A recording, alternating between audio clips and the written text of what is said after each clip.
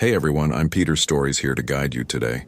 If you use this video to drift off to sleep, please tap like, hit subscribe, and drop a comment telling me where you're watching from and what time it is there. Now settle in, get cozy, and let yourself relax.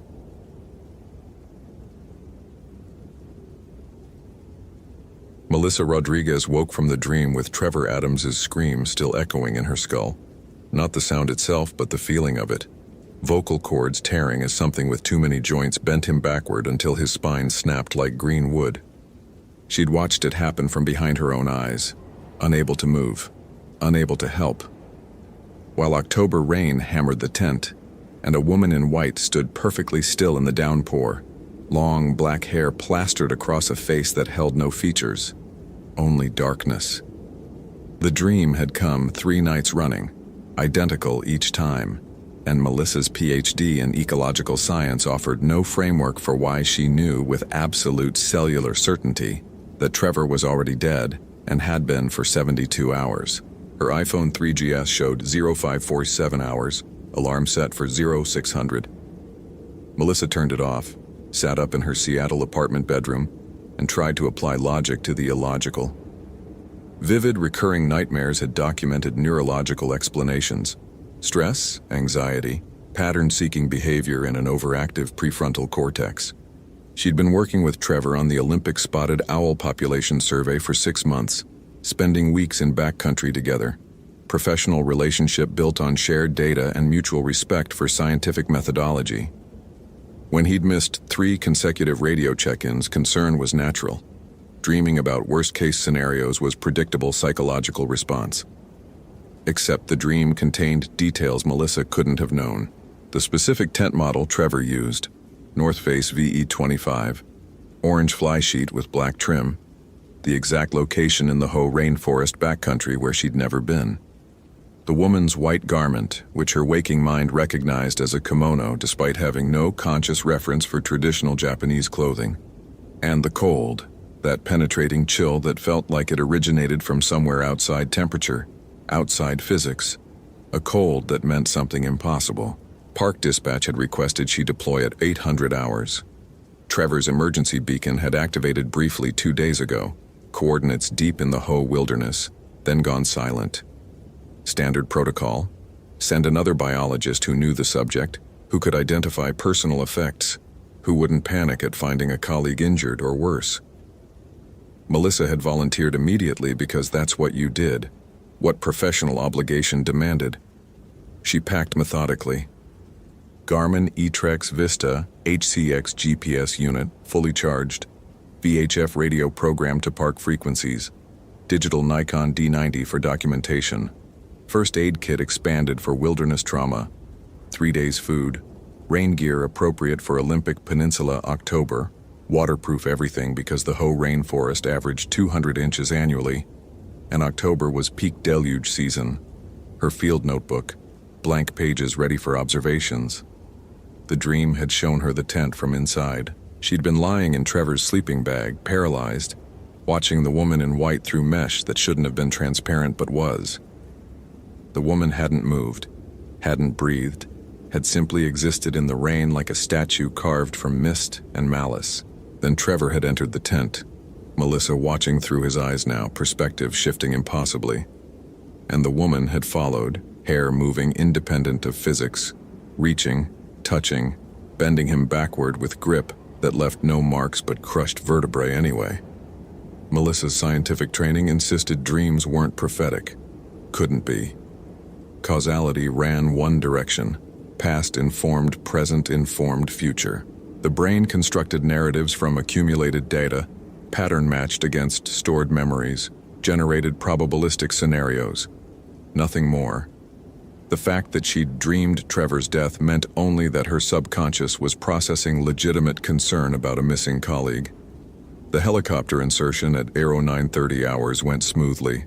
Pilot dropped her at coordinates half a mile from Trevor's last GPS ping, promised extraction in 72 hours, weather permitting. Olympic October weather rarely permitted, but Melissa had worked enough backcountry deployments to know you planned for self-sufficiency regardless. The Hoh rainforest lived up to its reputation. Temperate rainforest, everything green and growing and wet. Sitka spruce trees 40 feet in circumference, western hemlock draped in moss like the forest was decomposing while still alive. The trail, barely maintained, more suggestion than path, disappeared under ferns and nurse logs within yards. Visibility maybe 50 feet before the green swallowed everything. Melissa found the tent at 11:47 hours, exactly where the dream had shown it.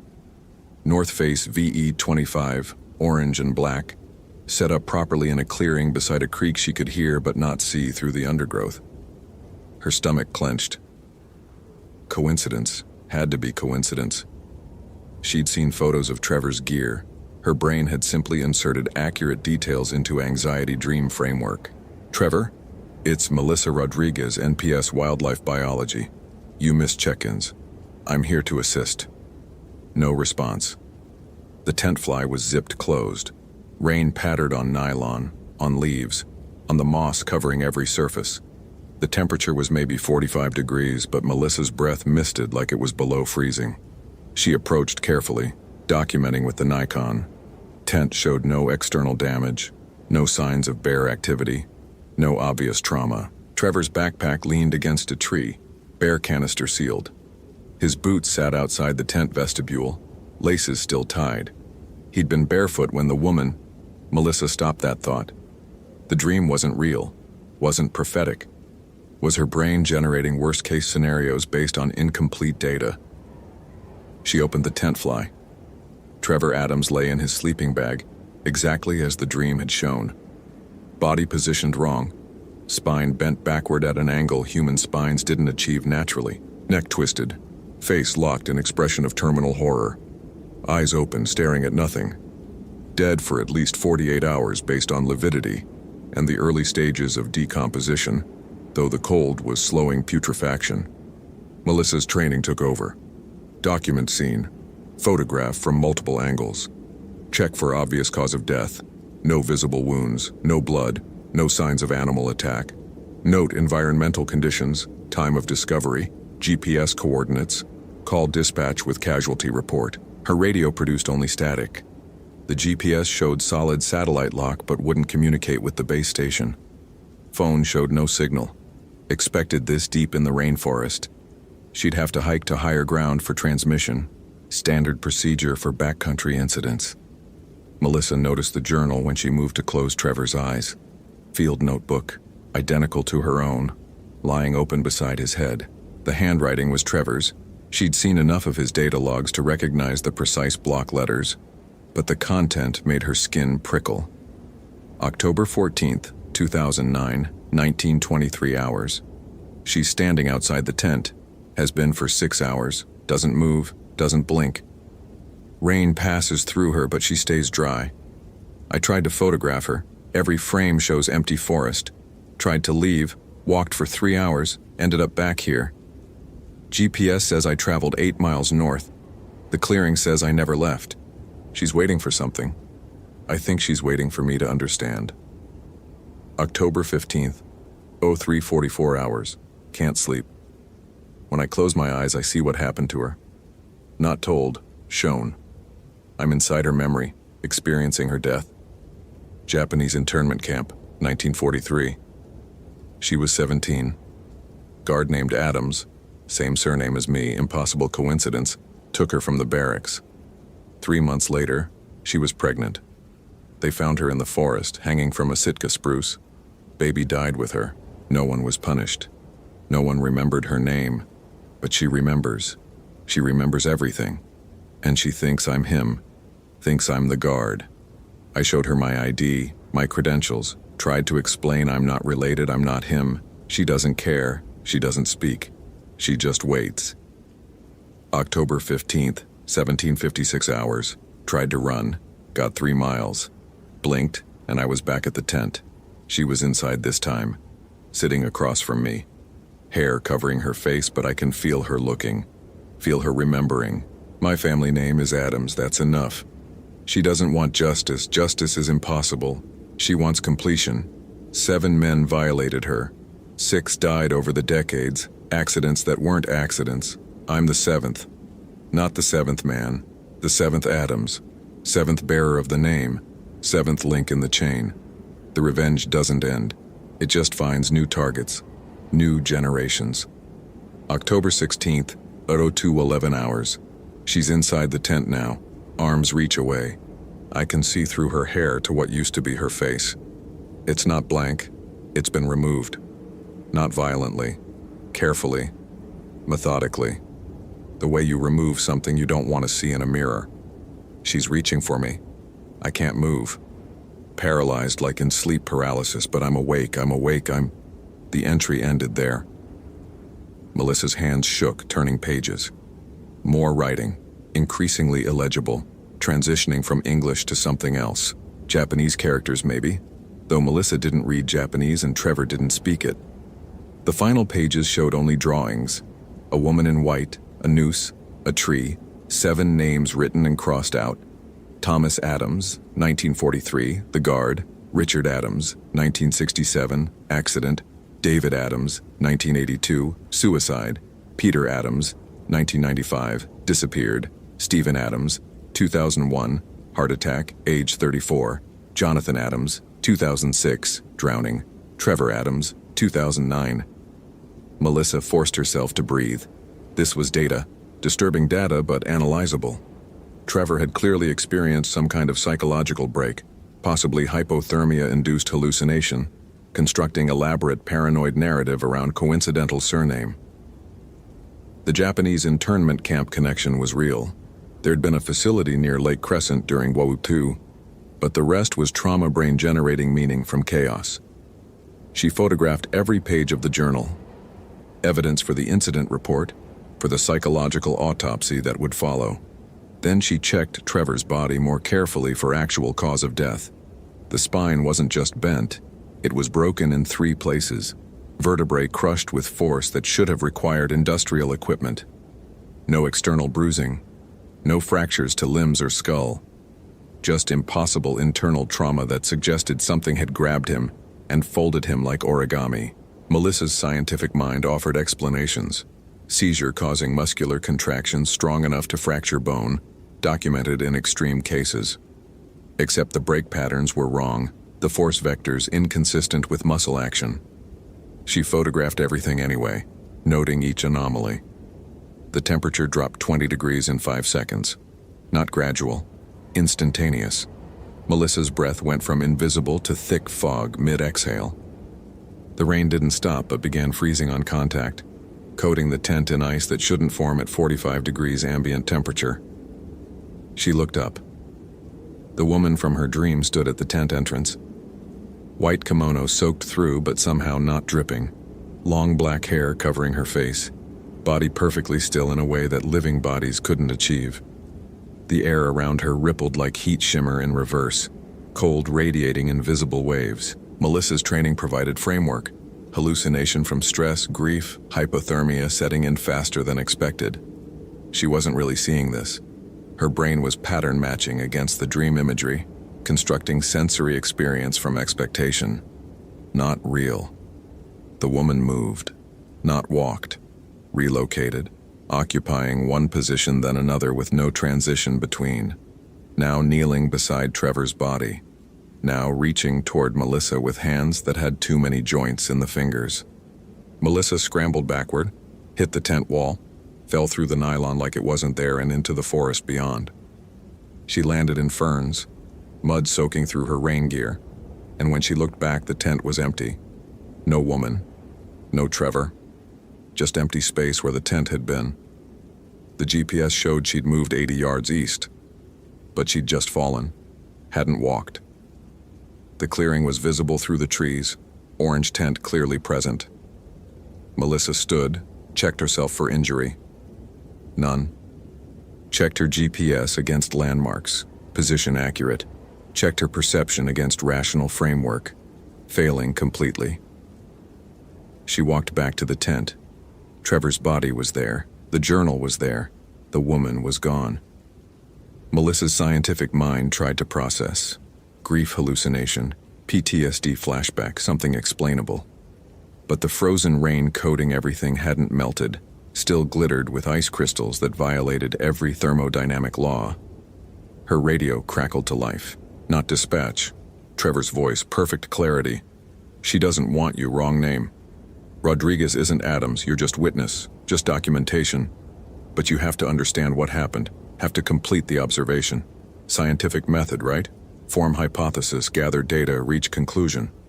Your hypothesis is wrong, Melissa. Time to gather new data. The transmission ended in static. Melissa checked the radio. Definitely Trevor's frequency. Definitely his voice. Definitely impossible because Trevor was dead in the tent with his spine broken in 3 places. She ran. The forest swallowed her. Sitka spruce and western hemlock, ferns and moss and deadfall, everything green and wet and wrong. Melissa's GPS tracked her movement. North, steady pace, mile accumulated on the display. But when she looked back, the tent was still visible 50 yards away. Close as when she'd started running. She stopped. Checked the GPS. It showed 1.4 miles traveled. Looked at the tent. Same 50 yards. This isn't possible, Melissa said aloud. Scientific fact, grounding statement. Distance is objective. GPS triangulation doesn't lie. Either I moved or I didn't. Trevor's journal had described the same phenomenon. Walking for hours, ending up exactly where he'd started. Melissa's rational mind offered explanation. Disorientation in dense forest, circling without realizing, GPS malfunction. But the track log showed straight line north, and she'd been following compass bearing, and the tent remained impossibly close. She tried again. Walked south this time, away from the tent, maintaining bearing, checking GPS every 30 seconds.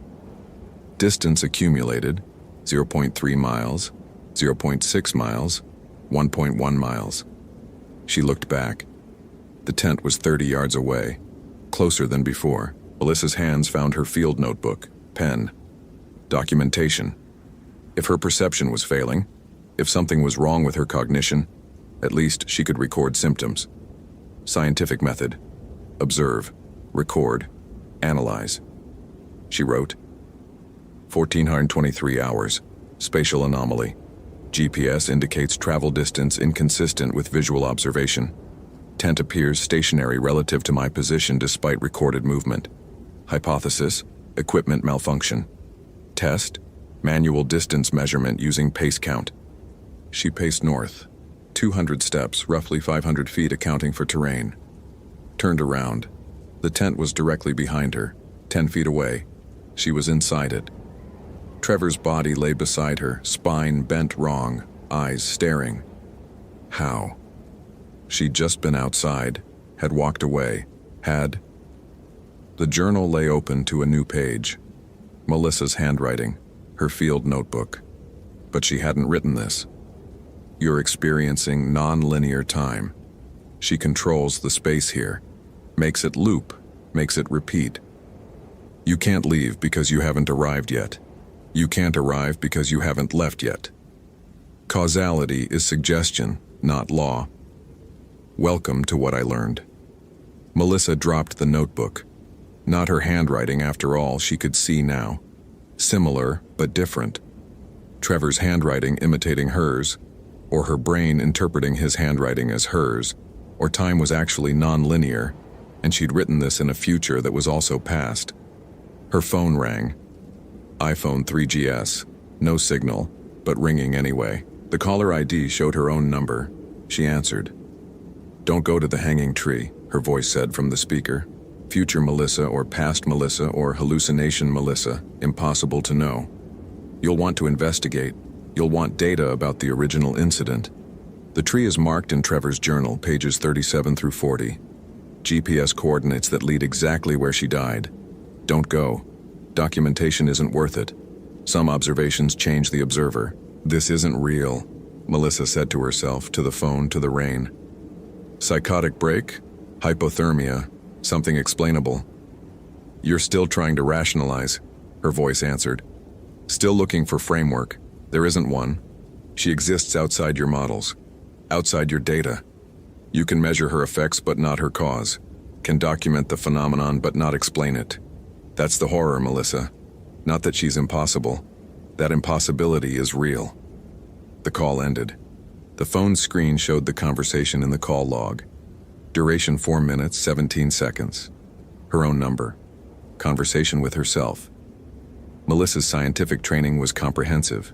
She knew about grief-induced psychosis, knew about hypothermia's effects on cognition, knew about temporal lobe seizures creating false memories and prophetic sensations. This fit several diagnostic criteria. If she could just reach extraction point, get medical attention, the hallucinations would resolve under proper treatment. She checked her GPS for the extraction coordinates. 2 miles northwest, elevation gain of 800 feet, achievable in 90 minutes accounting for terrain. She started walking.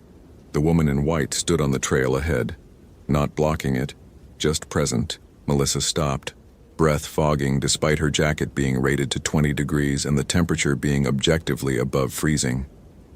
"You're not real," Melissa said.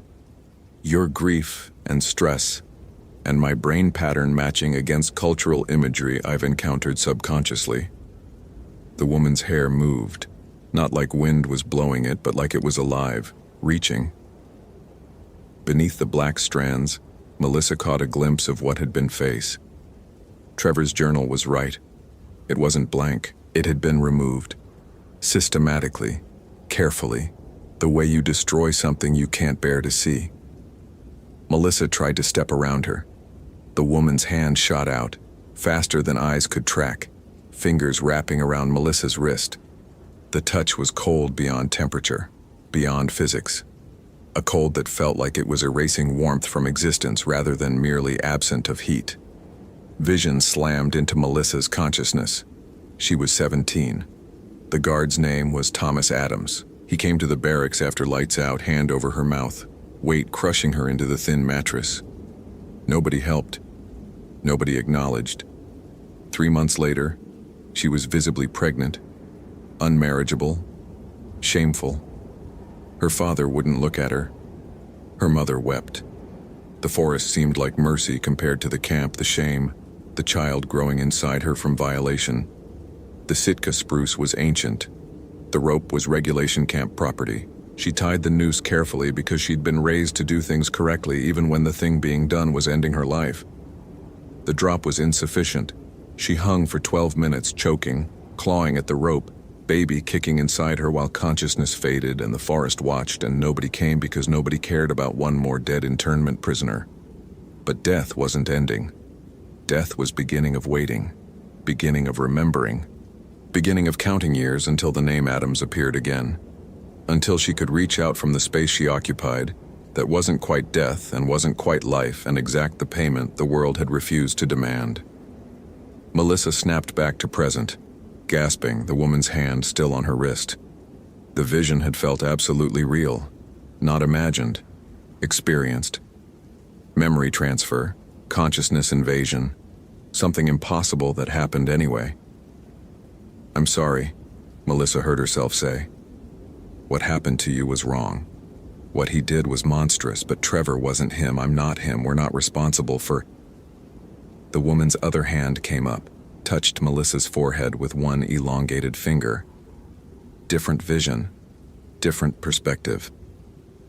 Melissa was watching herself from outside, seeing her body jerk as the woman touched her, seeing the exact moment her expression changed from fear to understanding to terminal horror, seeing herself collapse, seeing Trevor's journal fall open to a page that hadn't existed before. Melissa Rodriguez, 2009. Wrong name, wrong target, but necessary witness. She has to understand that some debts transcend generations, that some violations don't end, that justice delayed isn't justice denied, it's justice patient. 7 Adams have paid, 7 generations. The cycle completes with Trevor, but the forest remembers everyone who enters, everyone who sees, everyone who tries to explain away what they can't understand. Melissa will leave, will file her report, will spend the rest of her life trying to rationalize what she witnessed. That's her punishment, not death. Knowing that impossible things are real. Melissa came back to herself on her knees in the mud, the woman gone, October rain falling normally. Her wrist burned where the touch had been, skin showing frostbite damage that medical science would later be unable to explain given the ambient temperature. She was holding Trevor's journal. She'd never picked it up, had left it in the tent. But here it was, open to page 37, showing GPS coordinates for the hanging tree. Her scientific mind made decision before her conscious mind could interfere. Document the coordinates, investigate the original site, gather complete data. Understanding required evidence. Explanation required observation. She hiked northwest. The GPS guided her through old-growth forest to a clearing she hadn't seen on any maps. The Sitka spruce was massive, easily 500 years old. High on the trunk, ancient rope still hung, weathered nearly to dissolution but present. Beneath it, barely visible through moss, 7 wooden markers, names carved in English and Japanese: Akiko Tanaka, 1943, Thomas Adams, 1943, marked with different symbol. The perpetrator: Richard Adams, 1967, David Adams, 1982, Peter Adams, 1995, Stephen Adams, 2001, Jonathan Adams, 2006, Trevor Adams, 2009. Melissa photographed everything. Evidence, data, proof that this was real, that the pattern existed, that 7 people named Adams had died across 66 years in circumstances that official records would show as accidents or natural causes or simple bad luck. Her phone buzzed. Text message from her own number. "You came anyway, I told you not to. Documentation isn't worth it. Now you know. Now you'll always know. That's the real horror." She looked at her sent messages. Found the text she'd apparently sent herself from a time that hadn't happened yet, or had already happened or was happening simultaneously. "Don't go to the hanging tree. You'll want data. Don't." Some observations change the observer. Time was non-linear here. The woman had shown her that. Past and future collapsed into present. Causality became suggestion, and Melissa's rational framework shattered like glass against stone. She found the 8th marker as rain intensified. Fresh wood, recently carved. Melissa Rodriguez, 2009. Her name, her year, but she wasn't dead, wasn't even injured. The woman had said wrong name, not a target, only a witness. Melissa heard the snap behind her, wood breaking, rope finally giving way after 66 years. She turned. The woman hung from the tree, fresh rope around her neck, body swaying. Not dead, dying. Present tense. Melissa was watching the original death, the 1943 suicide, occurring simultaneously with 2009 eyes met hers through the hair, expression begging for help that came 66 years too late. Then the vision shifted. Melissa was in the barracks, was being held down. Was the woman experiencing the violation? Was Thomas Adams committing it? Was observer and victim and perpetrator all at once? Perspective fracturing across time and identity until she couldn't remember who she was supposed to be. She ran.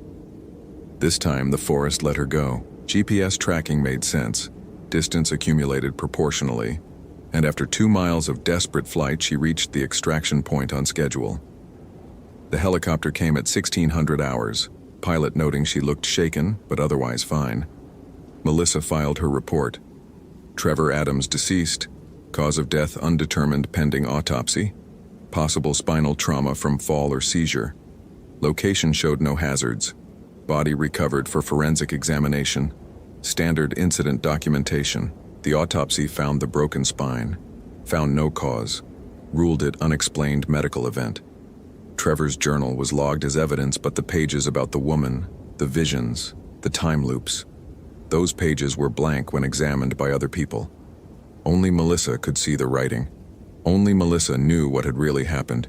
She tried to tell people, tried to explain the non-linear time, the vengeful spirit, the pattern of Adam's deaths spanning generations. Colleagues smiled patiently, suggested grief counseling, noted concern about her psychological state following traumatic discovery of a friend's body. Melissa stopped trying to convince anyone after 3 months. The data was there. The pattern was documented. 7 Adams across 66 years, all dead in October, all within 50 miles of the Ho rainforest. But without witnesses who believed, without framework for impossible phenomena, the observation remained unexplainable. She left the Park Service, couldn't return to the Olympic Peninsula, couldn't be in forests without remembering the woman in white, the touch that brought visions, the knowledge that some violations create wounds that never heal across any number of generations. The frostbite on her wrist never healed either. Tissue damage consistent with exposure to temperatures below -50 Fahrenheit, except the recorded air temperature that day was 43 degrees. Doctors had no explanation. Melissa stopped asking for one. She dreams sometimes. Always the same dream. She's in the tent with Trevor watching the woman approach. But sometimes the perspective shifts, and she's the woman, reaching for Trevor, bending his spine backward, unable to stop because the violation demands payment, and payment must be extracted across 7 generations, and Melissa is witness to all of it, observer and observed simultaneously. She wakes from these dreams with her wrist burning, frostbite flaring, and her iPhone, upgraded now through several generations, showing text messages from her own number. You documented it. You have the data. You understand the phenomenon. But understanding doesn't mean you can explain it. Some observations change the observer. You're changed now. You know what's real beyond your models. That's your punishment, not death. Knowing. Sometimes Melissa still tries to write papers, tries to frame the Olympic Peninsula phenomenon in scientific language, tries to create framework for non-linear time and vengeful spirits and observations that violate causality. The documents always corrupt. Files become unreadable. Data vanishes from drives that shouldn't be able to fail. The woman doesn't want documentation, wants only for Melissa to know, personally and privately, that impossible things are real, that some debts transcend generations, that justice patient is still justice, that violations create wounds that exist outside of time, that bleed across decades, that demand payment in forms science can't measure. Melissa knows all this now. Knows it with cellular certainty that her PhD can't rationalize away. Knows it every time she looks at the frostbite scar, every time she dreams the non-linear dreams, every time she checks her phone and finds messages from herself, warning about futures that are also pasts. She knows. And knowing, without ability to explain or share or integrate into rational framework, is the real horror, not death. Knowing. The woman in white made sure of that. Hope you felt genuine terror. If you appreciate authentic horror rooted in real folklore, consider following for more stories. Which moment scared you most? Share your theory about what happened.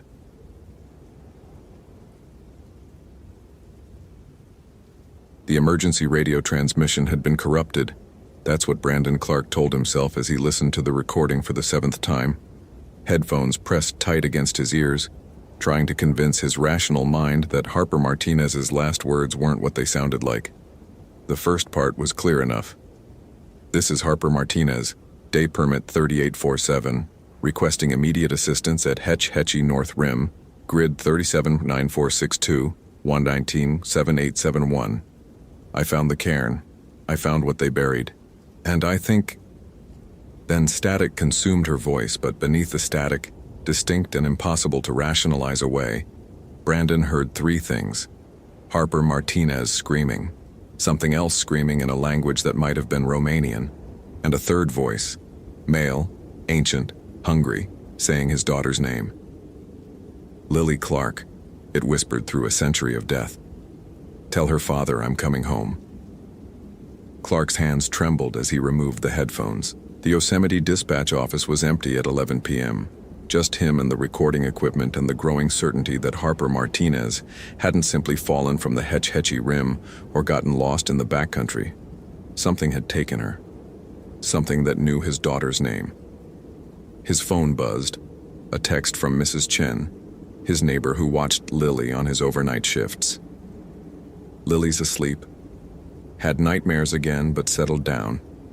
Take your time. Nightmares. Lily had been having them for 3 weeks now, ever since the anniversary of her mother's death. Dreams about a man standing at her bedroom window, watching her. A man who smelled like wet earth and spoke in a language she didn't understand. Clark had assumed it was grief manifesting through her 8-year-old mind, trauma surfacing in the only way children knew how to process it. Now, hearing that voice on the recording saying his daughter's name, he wasn't so sure. Clark pulled up Harper Martinez's file on his computer. 26 years old, graduate student in anthropology from UC Berkeley, researching death practices of Eastern European immigrants in early 20th century California. She'd requested a research permit for the Hetch Hetchy area specifically, citing historical records of a workers' cemetery from the O'Shaughnessy Dam construction era, 1914 to 1923. The dam had been controversial, flooding the Hetch Hetchy Valley despite protests from John Muir and the Sierra Club. During construction, dozens of workers had died, accidents, disease, exposure. The official records said their bodies had been relocated before the flooding. But Harper's research proposal included references to incomplete exhumations and disputed burial sites. She'd been looking for graves, and apparently she'd found one. Clark forwarded the audio file to his supervisor's email with a subject line reading "Urgent Martinez SAR, possible foul play," then grabbed his go bag. His Garmin InReach GPS showed the coordinates Martinez had transmitted. North rim of Hetch Hetchy Reservoir, about 8 miles from the ranger station. Rough terrain, granite cliffs dropping 2,000 feet to the water. If she'd fallen, recovery would be difficult. If something else had happened. He didn't let himself finish that thought. Instead, he texted Mrs. Chen, "Emergency SAR call. Might not be back until morning. Please stay with Lily. Don't let her answer the door for anyone." Mrs. Chen's response came immediately. "Is everything okay?" Clark typed "yes," then deleted it, typed "I hope so," and sent it before he could reconsider. The drive to Hetch Hetchy took 40 minutes on winding mountain roads, Clark's truck headlights cutting through darkness thick with October fog. The reservoir appeared as a vast black expanse, the drowned valley invisible beneath 300 feet of water. Somewhere down there, beneath the surface, was the original Hetch Hetchy. Meadows, waterfalls, granite formations that John Muir had called a grand landscape garden, one of nature's rarest and most precious mountain temples. And somewhere down there, if Harper's research was accurate, were graves that shouldn't exist. Clark parked at the trailhead and checked his equipment. Motorola APX radio with GPS integration, satellite phone first aid kit, rope, headlamp, emergency beacon. And because he couldn't shake the feeling that normal equipment wouldn't be enough, he added items that would get him laughed out of any CR briefing. A crucifix his late wife had worn. Not that he believed, but she had. Salt. No idea why, just instinct. And the Glock 22 he wasn't supposed to carry on routine searches. The trail to the north rim was steep, gaining 1,800 feet in 3 miles. Clark's headlamp illuminated ancient granite and manzanita bushes, the beam catching occasional reflections from animal eyes, deer, possibly coyote. But no human sounds, no response to his calls of "Harper Martinez, Park Service SAR, if you can hear me, respond." Just the wind through pine trees and the distant sound of water against rock. He reached the rim coordinates at 1:23 a.m. His headlamp revealed a small clearing on a granite outcropping, with the reservoir spreading dark and silent 2,000 feet below. Harper Martinez's day pack sat against a rock, neatly arranged, the way someone might set it down intending to return. Her GoPro camera was still attached to the pack's shoulder strap, red recording light dark. Clark photographed the scene, then carefully examined the pack. Water bottle half full, trail mix, notebook filled with research notes in small, precise handwriting. The last entry was dated today, time stamped 4:47 p.m. Found it. The cairn is exactly where the 1923 surveyor's notes indicated, 37.9462, 119.7871. Stones arranged in Eastern European pattern, specifically Romanian Transylvanian.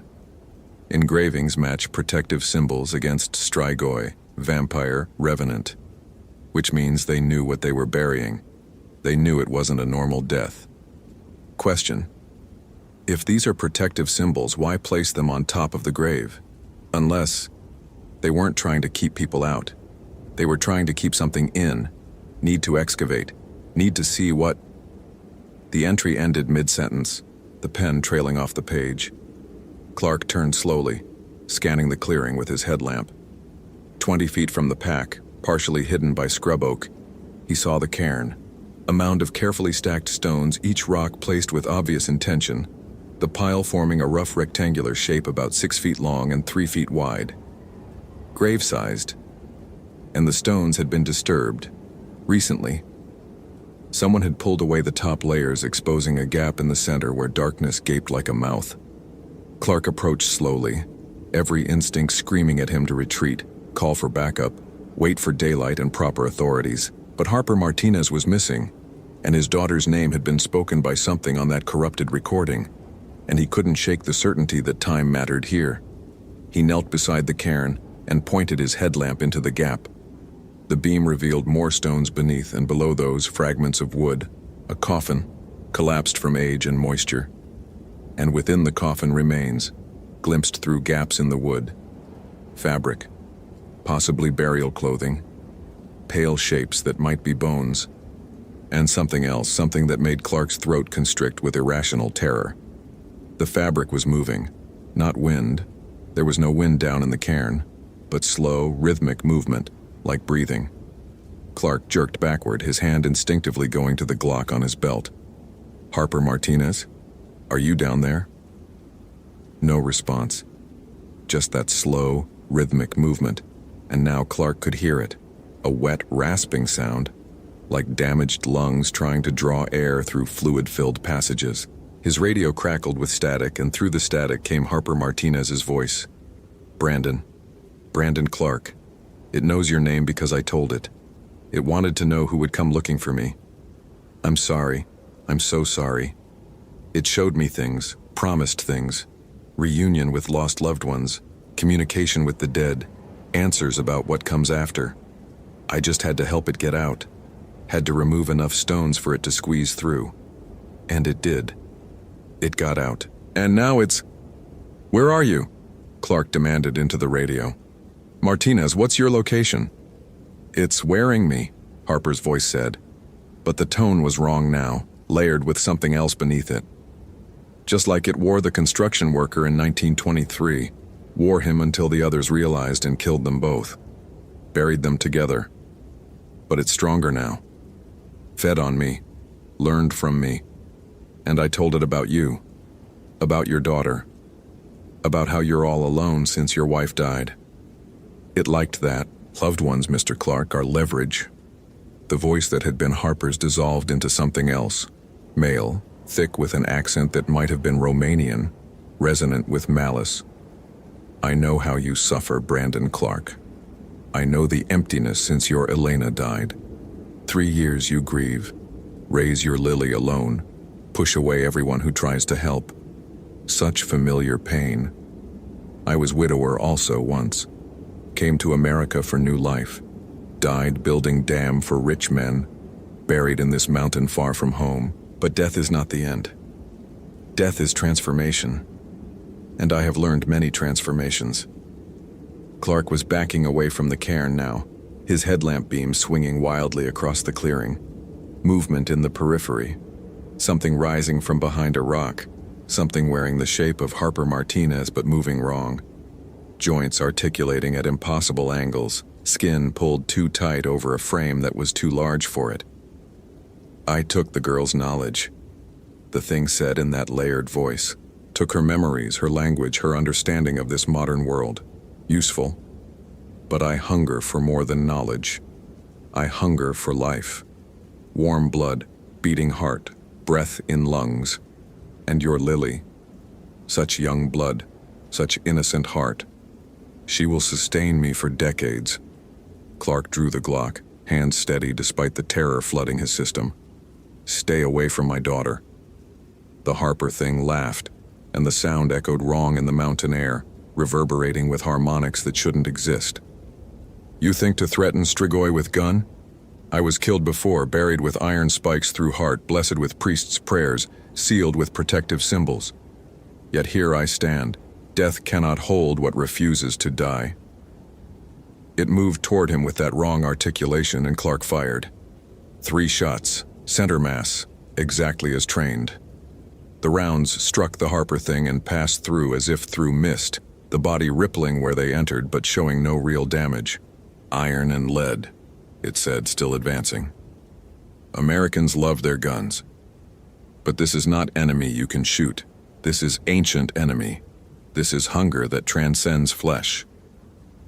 Clark ran. He crashed down the trail, headlamp beam bouncing, his radio squawking static and that terrible layered voice. Run home to Lily, Brandon Clark. Run fast. But I am faster. I am already there. His satellite phone had signal. Barely. He dialed Mrs. Chen, hands shaking so badly he nearly dropped the phone. It rang once, twice, 3 times. Hello? Mrs. Chen's voice groggy with sleep. Mrs. Chen, listen to me very carefully, Clark said, still running. Lock all the doors and windows. Do not let anyone in. Do not let Lily out of your sight. I'm calling the police right now. They'll be there in 10 minutes.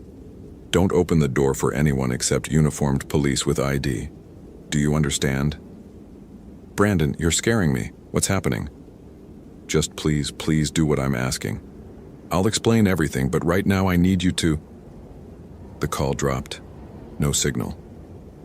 Clark was in one of the valleys, granite walls blocking satellite line of sight.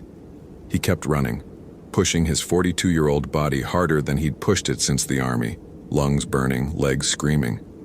His radio crackled again. Such love for your daughter. I remember such love. My wife, my Elena. Yes, same name as yours, curious coincidence. She died of typhoid while I worked on this dam. I begged Foreman for time to go to her to say goodbye. He refused. She died alone while I drilled holes in mountain. When I died, falling from scaffold 3 weeks later, I welcomed death. Thought I would see her again. But dead is just empty, cold, aware but powerless. Until I learned the old ways, the ways my grandmother had whispered about. Transformation, hunger, return. Clark reached his truck at 2:47 a.m. His hands fumbled the keys, nearly dropped them. He started the engine, gunned it toward the park exit and the highway beyond. Cell signal returned as he cleared the mountain pass. He called 911, explained there was a threat to his daughter, gave his address in Mariposa, demanded immediate police response. The dispatcher tried to ask questions, but Clark hung up and floored the accelerator, his truck hitting 80 on the winding mountain roads. Please, he thought. Please let them get there in time. Please let Lily be okay. Elena, if you can hear me, if there's anything after death, protect our daughter. Please. The drive to Mariposa took 35 minutes that felt like hours. Clark saw police lights outside his house as he screeched to a stop. 2 sheriff's deputies on his porch. Mrs. Chen standing in the doorway looking confused and frightened. Clark nearly fell getting out of his truck, ran to Mrs. Chen. Is Lily okay? Where is she? She's asleep upstairs, Mrs. Chen said. Brandon, what is going on? These officers said you called about a threat. Clark pushed past her, took the stairs 3 at a time. Lily's bedroom door was closed. He opened it carefully, quietly, and saw her small form in bed, blonde hair spread across the pillow, breathing steady and normal. Asleep. Safe. He sagged against the doorframe, relief flooding through him so intensely he thought he might collapse. Safe. She was safe. Mr. Clark? One of the deputies had followed him upstairs. Sir, we need you to explain the nature of the threat. You told dispatch someone was targeting your daughter. How did he explain? How did he tell 2 rational law enforcement officers that a Romanian strigoi wearing the skin of a missing anthropologist had threatened his 8-year-old daughter? They'd think he'd lost his mind, possibly call Child Protective Services. There was a situation during a search and rescue, Clark said carefully. The missing person, Harper Martinez, she'd been researching something dangerous. I think she encountered someone, and that someone knew about me, knew about my daughter. I was worried they might come here. Do you have a description of this person? No, I mean, I have a recording from Martinez's emergency transmission, but it's corrupted. My supervisor has it. But I thought I heard. How did he finish that sentence? The deputy looked skeptical, but professional. We'll file a report. We'll also increase patrols in this neighborhood for the next few days, but Mr. Clark, if you don't have specific information about a threat... I know how this sounds, Clark said, but something happened out there tonight. Something wrong. And Harper Martinez is still missing, possibly dead, and I needed to make sure my daughter was safe. The deputies left after 20 minutes, promising enhanced patrols and a follow-up visit in the morning. Mrs. Chen left shortly after, still confused but sympathetic. Clark sat in Lily's room watching her sleep, his Glock on his lap, waiting for dawn. At 4:32 a.m., Lily's eyes opened. She looked directly at him, face expressionless, and said in a voice that wasn't hers, "You cannot protect what I have already claimed." Then she blinked, confusion crossing her features, and she was Lily again. "Daddy? Why are you in my room? Did I have nightmares again?" Clark's hands tightened on the Glock. "Sweetheart, did you just say something before you woke up?" "I don't think so," Lily said, yawning. "I was dreaming about the man at the window. He said he was coming inside soon. He said he knew you, that you worked together or something. He seemed nice." "What did he look like?" "Old. Like, really old, but also not. Like he was pretending to be old, but he was really something else. And he smelled funny. Like dirt and water. Can I go back to sleep?" "Of course, honey," Clark said, his voice remarkably steady. "I'll be right here. I'm not going anywhere." Lily curled back under her blankets, asleep within minutes. Clark sat in the chair by her bed, Glock loaded and ready, watching the window where gray dawn light was finally beginning to filter through. The Strigoi had touched his daughter somehow, spoken through her, marked her, and Clark understood with terrible clarity that running wouldn't help, hiding wouldn't help. This thing had fixated on Lily the way it had once fixated on Harper Martinez, and it wouldn't stop until it had what it wanted, which meant Clark had to stop it first. At 7 a.m., he called his supervisor, Chief Ranger Tom Braddock. Explained there had been an incident during the Martinez search, that he needed emergency leave for a family situation, that someone else should take over the case. Braddock tried to ask questions, but Clark hung up and started searching the internet. Strigoi mythology, Romanian vampire folklore, how to kill Strigoi, protection against revenants. The information was scattered across folklore websites, academic papers, horror enthusiast forums. But certain patterns emerged. Strigoi were dead but not gone. They retained intelligence and personality from life, but twisted by death and hunger. They could possess the living, speak through them, influence their dreams. They fed on blood but also on life force itself, draining victims slowly or quickly depending on need.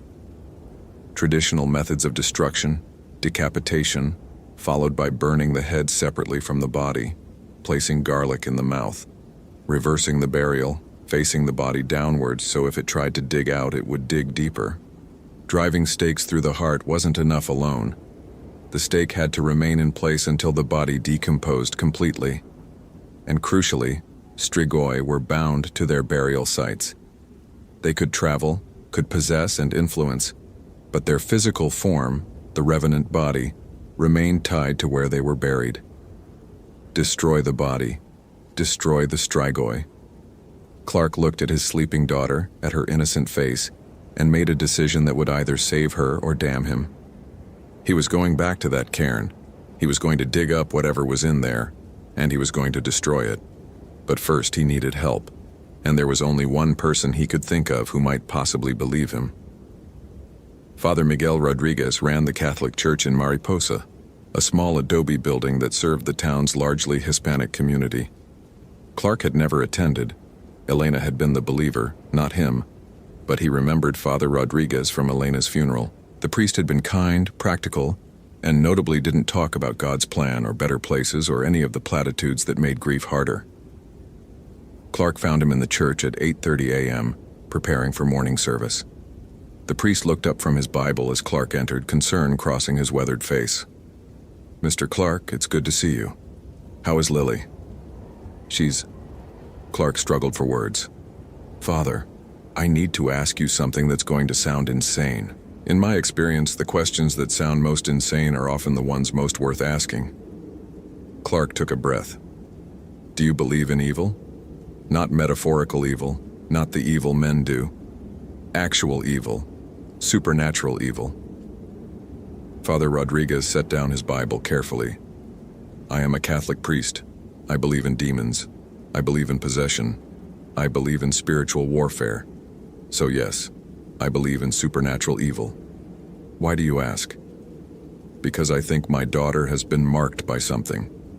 A strigoi, a Romanian revenant, and I think it's going to try to take her unless I stop it." Most people would have laughed or called for psychiatric help. Father Rodriguez just nodded slowly. "Tell me everything," Clark told him. "The recording, the cairn, the Harper thing, the voice speaking through Lily. All of it, expecting disbelief or skepticism or attempts to rationalize. Instead, Father Rodriguez said, "The church has protocols for this. Not common, not often used, but they exist. We'll need to perform a blessing on your home, a protective ritual around Lily. And then we'll need to deal with the source, the body in the cairn. You believe me?" "Mr. Clark, I've been a priest for 35 years. I've seen 3 possessions, 2 of which I witnessed personally during exorcisms. I've blessed homes where genuine evil resided. I've spoken with things that were not human and never had been. Your story doesn't sound insane to me. It sounds like a standard case of revenant attachment, rare but not unprecedented. Can you help me destroy it?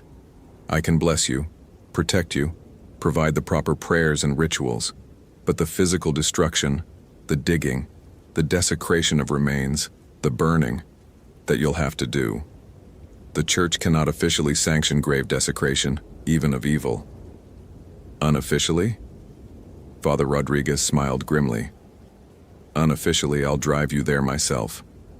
They left at 10 a.m., after Father Rodriguez performed a blessing over Lily, who thought it was weird but neat, and Mrs. Chen's house, who thought it was sweet but unnecessary. Clark loaded his truck with equipment, shovels, pickaxes, accelerant, matches, salt, the crucifix, and at Father Rodriguez's insistence, a bottle of holy water and a vial of blessed oil. "For anointing the body before destruction," the priest explained. "We're not monsters, Mr. Clark. Even evil deserves proper ritual in death." The drive back to Hetch Hetchy felt longer in daylight, every mile taking them closer to something Clark's rational mind still struggled to accept as real. But he thought of Lily's voice saying, "You cannot protect what I have already claimed," and pushed the truck faster. They reached the trailhead at 11:47 a.m. Father Rodriguez climbed out, stretched, and shouldered a pack containing his ritual items. He wore hiking boots and jeans under his clerical collar, practical clothing for spiritual warfare. "Ready?" Clark asked. "I've performed 3 exorcisms and witnessed evil that would break most minds," Father Rodriguez said. "But I've never faced a strigoi, so no, I'm not ready, but we're going anyway." The hike took 90 minutes, Clark setting a brutal pace despite the equipment weight. Father Rodriguez kept up remarkably well for a man in his 60s, his breathing steady, his hiking boots finding purchase on loose granite with practiced ease. The priest had mentioned growing up in the Sierra foothills, learning these mountains before he learned theology. "I've been preparing for this my entire priesthood," Father Rodriguez said during a brief water break. "Every exorcism, every blessing, every encounter with genuine evil. They were training for moments like this. The church doesn't advertise it, but we maintain protocols. Ancient protocols. Some dating back to the early Christian persecution, when our saints fought Roman demons and pagan spirits. The strigoi is just another name for the same hunger that's existed since humanity's beginning." Clark wiped sweat from his face, his garments showing they'd climbed nearly 2,000 vertical feet.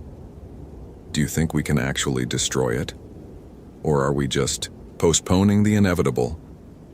I think, Father Rodriguez said carefully, that evil persists because good men do nothing. Your daughter's life is worth fighting for. Even if we only buy her 70 years of safety, that's 70 years of life, of joy, of love. That matters. That's worth any cost.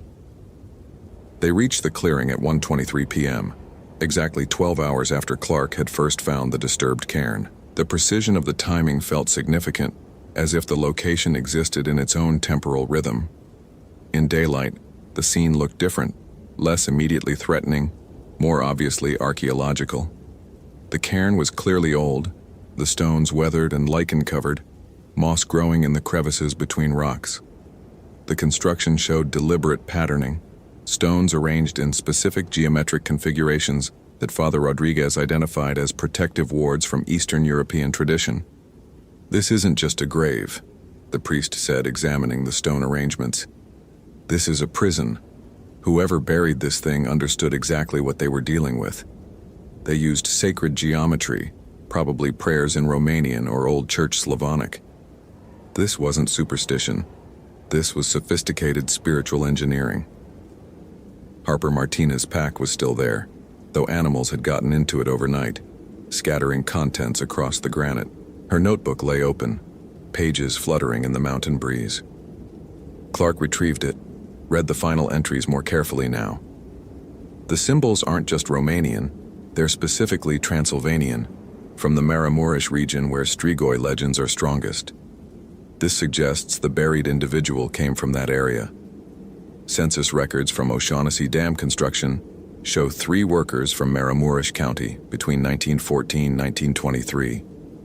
One, Nicolae Popescu, died in a scaffold collapse in August 1923. His body was never sent home to Romania, unusual for the time when families typically paid for repatriation. Question: why wasn't he sent home? Answer: because his co-workers knew what he'd become. And near the pack, arranged in a way that definitely hadn't been there before, was a circle of small objects. Clark approached slowly and identified them. Children's toys. A doll, a small truck, a jump rope, a stuffed animal. All old, weathered, damaged by time and elements. Offerings, Father Rodriguez said quietly. From the families of previous victims. Children it took over the decades. Mr. Clark, this thing has been hunting for a century. You might not be the first parent to try stopping it. Clark felt his stomach turn. What happened to them? If their children's toys are still here, they probably failed. They began digging. The cairn was deep, stones piled high, and it took 2 hours to remove enough to expose the collapsed coffin beneath. The wood was rotted, easily broken away, revealing the contents. A skeleton, definitely human, wearing the remains of early 20th century clothing, canvas work pants, a collarless shirt, heavy boots. The bones were wrong, though. Too many of them, arranged in ways that didn't match human anatomy. And intertwined with the human skeleton was something else. Smaller bones, possibly from animals, woven through the human remains like a second skeleton wrapping around the first. The construction worker and the Strigoi, Father Rodriguez said, buried together. The locals must have killed them both, tried to bind them together to prevent resurrection. Didn't work, Clark noted. Bindings weaken over time, especially when someone disturbs them. The priest pulled out his holy water. We need to separate the remains, anoint them individually, then burn them separately. Fire for the human, blessed fire for the Strigoi. We have to give the construction worker's soul release while destroying the entity that wore him. They worked carefully, Clark handling the physical separation while Father Rodriguez prayed in Latin, sprinkling holy water over both sets of remains. As they worked, the temperature dropped noticeably, cold air rising from the grave despite the afternoon sun. And Clark heard her voice. Not Harper's this time, but Elena's. His wife, dead 3 years, speaking with perfect clarity. Brandon, stop. You're making a mistake. I'm here, I'm with you, I never left. The Strigoi taught me how to stay, I can come back. We can be a family again. Lily can have her mother. You don't have to be alone anymore. Clark's hands stilled on the bones, Elena's voice was exactly right. Every inflection perfect, saying the things he'd dreamed of hearing for 3 years. "Mr. Clark," Father Rodriguez said sharply, "that's not your wife. Your wife is at peace. This is deception." "But what if it's real?" Clark whispered. "What if there's a way?" "There isn't, and even if there was, it wouldn't be Elena. It would be something wearing Elena's memory, using your love as a weapon. You know this. Your daughter needs you present, not chasing ghosts." Clark squeezed his eyes shut, fighting the desperate hope that had surged at Elena's voice. "You're right. I know you're right." "Brandon," Elena's voice said again, sadder now. "Please. I'm so cold here. So alone. Let me come home." "You are home," Clark said, opening his eyes. "You're at peace, and I'm going to make sure nothing disturbs that peace ever again." He poured accelerant over both sets of remains, Father Rodriguez anointing them with blessed oil and praying. Then Clark struck a match and dropped it. The fire caught instantly, flames rising blue and white, burning hotter than accelerant alone should produce. The bones blackened, cracked, collapsed, and from the fire came screaming. Not Elena's voice now, but that male Romanian accented voice howling in rage and pain. "You think this ends me? I am already everywhere. In your daughter's dreams, in the water she drinks, in the air she breathes. You burned my anchor, but I remain. I will take her, Clark. Tonight, tomorrow, next week. I will take her and wear her, and you will watch helpless as I consume your last reason for living." The fire burned for 30 minutes, reducing bones to ash and ash to nothing. When it finally died, Clark and Father Rodriguez scattered the remains, mixing them with salt, burying them deep. Then they rebuilt the cairn, this time with proper blessing, Father Rodriguez marking each stone with holy water and prayers. "It's done," the priest said, finally exhausted. "The Strigoi's physical anchor is destroyed. Its power should be broken." "Should be?" "Evil is persistent, Mr. Clark. It finds ways. We've dealt with the body, but the entity itself, the hunger, the malice, that's harder to kill. Keep Lily blessed, keep her safe, and pray. That's all we can do." They hiked out as sunset painted the reservoir gold and red. Clark checked his phone obsessively. No messages from Mrs. Chen, which hopefully meant nothing was wrong. They reached the trailhead at 7:42 p.m., darkness falling fast. Clark's phone rang as he started his truck. "Mrs. Chen," her voice tight with fear. "Brandon, you need to come home right now. Something's wrong with Lily." His heart stopped. "What do you mean wrong?" "She won't wake up. She's breathing, but she won't wake up, and her skin is so cold, Brandon, she's so cold." Clark dropped the phone, gunned the engine. Father Rodriguez grabbed the door handle as the truck fishtailed out of the parking lot. "Go," he said. "Go fast." The drive took 25 minutes of controlled terror. Clark pushing the truck to its limits, running stop signs, hitting 90 on straight stretches. Father Rodriguez prayed the entire way, rapid Latin that sounded like both plea and command. They screeched to a stop outside Clark's house. The front door was open. Mrs. Chen must have left it that way in her panic. Clark ran inside, took the stairs, burst into Lily's room. His daughter lay in bed, covers pulled up to her chin, face pale as paper, eyes closed. Mrs. Chen stood beside the bed, crying. "I tried everything. I called 911, they're coming, but Brandon, she won't wake up." Clark checked Lily's pulse. Present but weak. Her breathing shallow.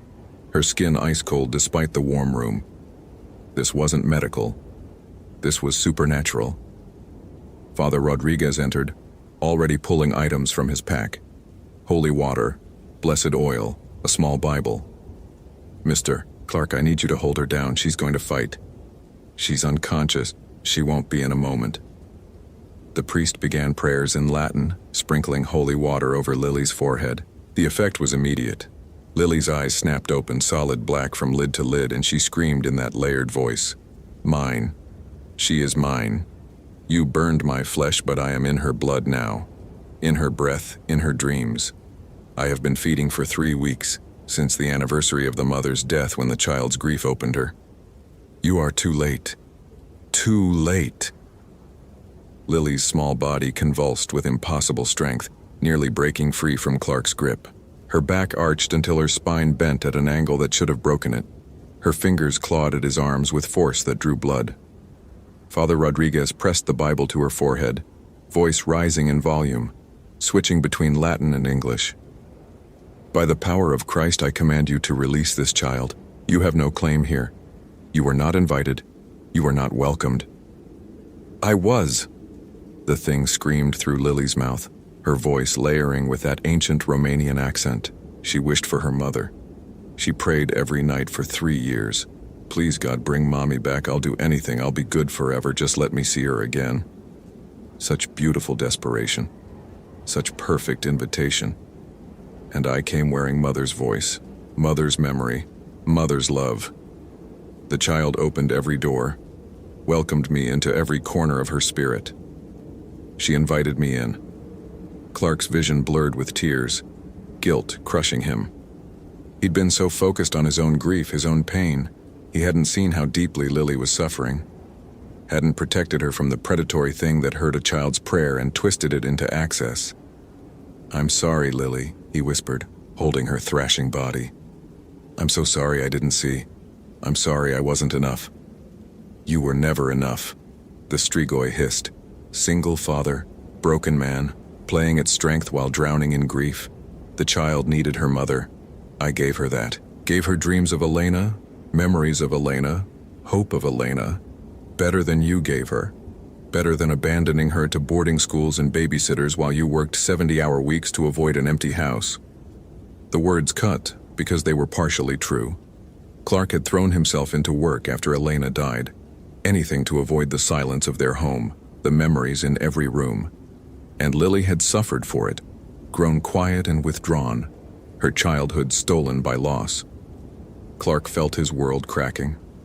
Lily had wanted her mother so badly she'd opened herself to this. His beautiful, grieving daughter had been vulnerable, and this thing had exploited that. "Then I uninvite you," Clark said, his voice shaking. "As her father, as her guardian, as the person who loves her most in this world, I uninvite you. You are not welcome in my daughter. You are not welcome in my home. You are not welcome in any space where love exists. Get out." "Love?" The thing laughed. "Love is just fear of loss. Love is just hunger wearing a prettier name. I am hungry. You are hungry. We are the same." "We're not," Clark said, "because I would rather die than let my daughter suffer. Can you say the same? Did you ever love anything more than your own hunger?" For a moment, just a moment, the black in Lily's eyes flickered, and Clark saw his daughter looking out, terrified and trapped. Then Father Rodriguez anointed her forehead with blessed oil in the sign of the cross and shouted the final command. "In the name of the Father, the Son, and the Holy Spirit, depart." Lily screamed, truly Lily this time, not the thing. And black smoke poured from her mouth, her nose, her ears coalescing into a vaguely humanoid shape that writhed and dissipated like fog in sunlight. The temperature in the room spiked 20 degrees in seconds. And then it was gone, truly gone, leaving only Lily sobbing in Clark's arms. "Daddy, it was inside me. I could feel it. I'm sorry. I just wanted Mom back. I'm sorry." "Shh, baby, it's okay. You're okay. It's gone now. I've got you. I've got you." Father Rodriguez sagged against the wall, exhausted. "It's done. The Strigoi is dispersed. Without its physical anchor and without permission to inhabit her, it couldn't maintain cohesion. Is it destroyed? Diminished. Scattered. It would take decades to reconstitute enough power to threaten anyone again. And by then, we'll all be gone. This fight is won, Mr. Clark. Your daughter is safe." The EMTs arrived 10 minutes later, checked Lily, found her vitals normal if weak. They attributed her condition to a severe fever that had broken, recommended hydration and rest, and left after 30 minutes. Mrs. Chen left shortly after, still confused but relieved Lily was okay. Father Rodriguez stayed until midnight, performing a final blessing over the house, leaving Clark with holy water and instructions for daily protection rituals. "Keep her close," he advised. "Trauma like this leaves scars. She'll need therapy, probably for years, and she'll need you to believe her when she talks about what she experienced." "I'll believe her," Clark promised. "After tonight, I'll believe anything." After the priest left, Clark sat in Lily's room watching her sleep peacefully for the first time in weeks. No nightmares, no cold skin, just his daughter, breathing easily, alive and safe. His phone buzzed, a text from Chief Ranger Braddock. Harper Martinez's body recovered at base of Hetch Hetchy North Rim, appears to have fallen. Medical examiner ruling accidental death. Case closed. Take all the time you need for family leave. Clark stared at the text. Harper Martinez fallen. Her death ruled accidental. No mention of the cairn, the strigoi, the supernatural predator that had worn her and threatened his daughter. Just another statistic, another tragic accident in the wilderness. He thought about telling Braddock the truth, filing a report about what really happened, then thought better of it. Some truths were too dangerous to record. Some battles were fought in shadows and had to stay there. Instead, he texted back, "Thank you. We'll return when ready." He deleted the corrupted recording from his phone, deleted the photos of the cairn, deleted any evidence that might lead someone else to dig where they shouldn't, to disturb what should stay undisturbed. The Hetch Hetchy North Rim would be there forever, waiting. And somewhere in those mountains, scattered and weakened but not truly destroyed, the Strigoi's hunger remained. Maybe it would find someone else in 50 years. In 100, maybe it would reconstitute and hunt again, but not today, not his daughter, not while he drew breath. Clark pulled the covers up around Lily's shoulders, kissed her forehead, and whispered, "I've got you, baby. Always. Nothing's going to hurt you while I'm here." And for the first time since Elena's death 3 years ago, he felt like maybe that promise was one he could actually keep.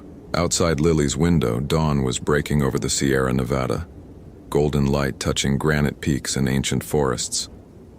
The mountains were beautiful and terrible, holding secrets in their stone hearts, keeping watch over mysteries that predated human language. Brandon Clark, father and ranger, survivor and protector, watched the sunrise and made peace with the fact that the world was stranger and more dangerous than he'd ever imagined. And that love, real love, the kind that would burn ancient evil and tear apart reality itself to protect a child, was the only weapon that truly mattered. He would tell Lily everything someday when she was older. Tell her about her mother's voice used as a weapon, about the strigoi that had fed on her grief, about the battle fought for her soul. And he would teach her how to recognize evil, how to protect herself, how to be both kind and strong in a world where darkness wore friendly faces. But today he would just let her sleep. Let her be 8 years old and safe and loved. Tomorrow would bring new challenges, new fears, new battles. Tomorrow. But not today. Today, his daughter was safe, and that was enough. Hope you felt genuine terror. If you appreciate authentic horror rooted in real folklore, consider following for more stories. Which moment scared you most? Share your theory about what happened to Harper.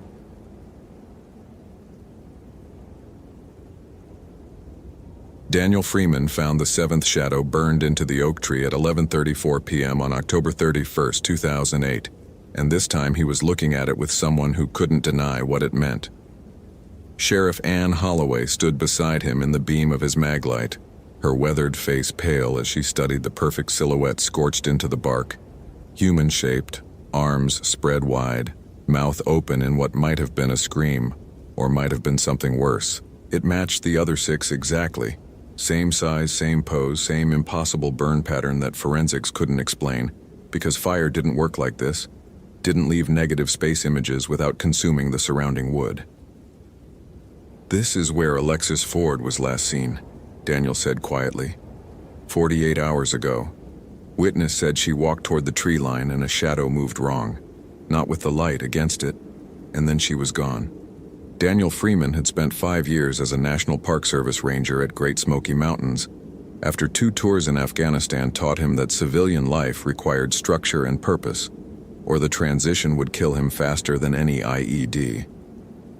At 6'3" and 220 pounds, most of it muscle memory from Marine training he'd never quite let go, Daniel was the ranger other rangers called when situations required physical presence. Bear encounters, violent domestic disputes at campgrounds, the occasional drunk hiker who thought rules didn't apply. Daniel handled it all with the same calm competence he'd used clearing buildings in Kandahar. But this was something his training hadn't covered. 7 people, Sheriff Holloway said, her voice tight. 7 people in 18 months, all disappeared during new moon phases, all leaving these. She gestured at the shadow burn, her hand shaking slightly. What the hell are we dealing with, Freeman?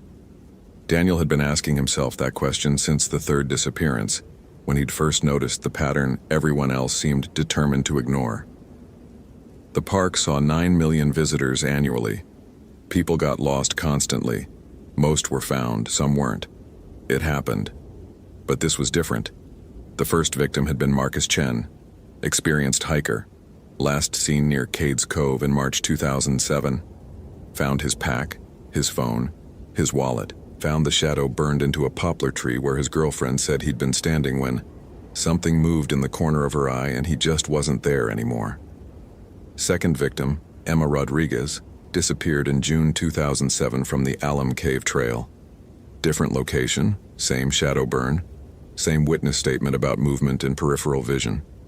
3rd, 4th, 5th, 6th, all following the pattern, always during new moon, always leaving the shadow burn, always with witnesses who couldn't quite explain what they'd seen because it happened in the edges of vision, in the spaces where attention didn't quite focus. And now Alexis Ford, 27 years old, wildlife photographer from Atlanta, camping alone near Cades Cove. Last seen by another camper at dusk on October 29th, walking toward the tree line to photograph deer. The camper had glanced away for literally 3 seconds, looked back, and Alexis was gone. No scream, no struggle, just absence where a person had been. I don't know what we're dealing with, Daniel admitted. But I know it's not natural. I know it's going to happen again unless we figure this out. And I know every law enforcement agency we've contacted thinks we're seeing patterns where none exist. Sheriff Holloway's jurisdiction technically ended at the park boundary, but she'd been involved since victim number 3, when Daniel had driven to her office in Townsend and laid out everything he'd found. She was maybe 60 years old, born and raised in these mountains, and unlike the federal investigators who'd briefly looked at the case, she didn't dismiss the shadow burns as coincidence or hoax. My grandmother used to tell stories, she said quietly, still staring at the burned silhouette. Cherokee legends about the Nunahai, spirit people who lived in these mountains. They'd appear sometimes to help lost travelers, or sometimes to lead them away, into the mists, into the places between. She shook her head. I always thought they were just stories, folklore to keep kids from wandering off alone. Daniel didn't believe in folklore, didn't believe in spirits or legends or anything that couldn't be explained by physics and biology. 2 tours in a combat zone had taught him that the most dangerous thing in the world was always another human being, and the most reliable tool was training and discipline and the willingness to use violence when necessary. But he also couldn't explain the shadow burns, couldn't explain how 7 people had vanished without trace except for these impossible images, couldn't explain the growing feeling he'd had over the past 6 months that something was watching him when he investigated the sites, something that existed just outside his ability to perceive it directly. I'm staying here tonight, Daniel said, setting up trail cameras, motion sensors, the works. If something comes back, I want evidence. You think it comes back? I think this is the 8th tree. I think victim number 8 is coming. I think the pattern isn't finished yet. Sheriff Holloway studied him for a long moment. You want backup? Daniel thought about that, about whether bringing more people would help or just provide more targets. Yeah, he said finally. But stay in your vehicle. Stay where there's light. Don't let yourself get isolated in the dark. They set up a perimeter using Daniel's equipment. 4 trail cameras with motion activation and infrared capability, a portable motion sensor that would trigger an alarm on his Garmin GPS unit, and 2 high-powered LED floodlights powered by a generator. The sheriff parked her cruiser 50 feet from the marked tree, engine running, high beams illuminating the area like a stage set. Daniel took up position between the cameras and the tree, his service weapon holstered but accessible, his military-grade flashlight in one hand, his flip phone in the other, ready to document anything unusual. The fog was rolling in, typical for the Smokies, where weather could change from clear to zero visibility in minutes. And within an hour, Daniel was standing in a white wall that reduced the world to maybe 20 feet of visibility. The generator for the floodlights cut out at 1:47 a.m. Daniel's training kicked in immediately. Threat assessment, scanning for danger, hand moving to his weapon. The lights died simultaneously, plunging the area into darkness broken only by his flashlight and the sheriff's headlights behind him. "Holloway?" he called. "You see anything?" No response. Daniel's pulse elevated slightly. Not panic, just the body's natural response to potential threat, the way his nervous system had been trained to recognize danger and respond appropriately. He turned toward where the cruiser should be, where headlights should still be illuminating the fog. The headlights were gone. The cruiser was gone. Sheriff Holloway was gone. Impossible. She'd been right there, engine running, radio on. Daniel had looked away for maybe 15 seconds when the generator died, but the space where her vehicle had been was now just empty forest, fog swirling through trees that seemed taller than they'd been moments ago. Daniel's flashlight beam caught something in the mist. Movement. Not toward him or away, perpendicular to his line of sight, something passing between trees. Human-shaped but wrong, darker than the fog should allow, moving in a way that suggested it wasn't walking but gliding, like footage played at slightly wrong speed. He aimed his flashlight directly at it. The beam passed through where the figure should be, illuminating nothing, the light seeming to get swallowed by darkness that had no physical source. Daniel's rational mind insisted this was hallucination, exhaustion, the fog playing tricks. But his combat-trained instincts were screaming different warnings: ambush, threat from multiple vectors, retreat and regroup. He backed toward where the generator had been, intending to restart it, re-establish the lights. Found nothing. The generator was gone too. So were his trail cameras, his motion sensors, all his equipment. Just forest and fog and the growing certainty that something fundamental had gone wrong with reality in the last 3 minutes. Daniel pulled out his flip phone, Motorola Razr, state-of-the-art for 2008, and flipped it open. No signal, which wasn't surprising this deep in the park, but the screen showed something that made his skin prickle. The date read, October 31st, 2008, 11:34 p.m., the same time he'd arrived at the tree with Sheriff Holloway, 2 hours ago, except his watch showed 1:52 a.m. Daniel checked his watch again. Digital display, military issue, reliable, still showing 1:52 a.m., November 1st. But his phone insisted it was 2 hours earlier, still Halloween. Peripheral movement again. Multiple figures now, circling, always just at the edge of his vision. When he turned his head to look directly, they vanished. When he looked away, they reappeared. Dark human-shaped silhouettes that existed only in the spaces his attention didn't cover. His training said fight or retreat. But fight what? How do you engage an enemy that exists only in peripheral vision, that vanishes when directly observed? Daniel tried his radio. Dead. Tried his GPS. The screen showed his position, but the coordinates were wrong, placing him 3 miles from where he actually stood. Tried walking back toward where his Jeep was parked, following the trail he'd used to reach this location. After 10 minutes of walking, he was back at the oak tree with the shadow burn. Impossible. He'd walked in a straight line, had followed terrain features, had used his compass. But he was back at the starting point, as if the forest had folded around him, as if the concept of a way had lost meaning. The figures in his peripheral vision were closer now. Daniel could hear them, or hear something. Not footsteps. More like the absence of sound. Dead spaces in the ambient noise where his ears insisted something existed, but couldn't identify what. He tried again. Walked in the opposite direction this time, marked his trail with reflective tape, counted his steps to ensure he was moving in a straight line. After 8 minutes, back at the oak tree. Daniel had seen a lot in Afghanistan, had experienced fear in its purest form, had learned to function through it, to let training override panic. But this was different. This was his understanding of reality coming apart, was the fundamental assumptions about cause and effect, and linear time proving unreliable. The shadow burn on the tree was changing. When Daniel had first arrived, hours ago or minutes ago, depending on which device he trusted, the silhouette had shown arms spread wide. Now the arms were lowered. Now the mouth looked less like screaming and more like laughing. Daniel's flashlight flickered. When it came back on, there were 8 shadow burns on the tree. Not 1. 8. All slightly different poses, all human-shaped, all looking like they'd been there for years despite 7 of them being impossible. One of the new silhouettes was wearing a Park Service uniform, was the right height and build to be Daniel Freeman. He touched his chest, his arms, confirming he was solid, was present, was still physically existing. But the shadow on the tree insisted otherwise.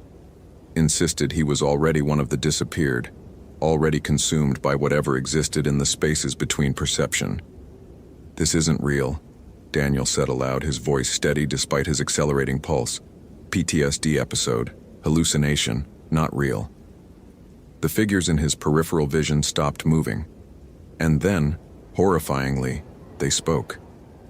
Not with voices, with the absence of voices, with silence shaped into words that Daniel heard directly in his auditory cortex. "Real is a category error.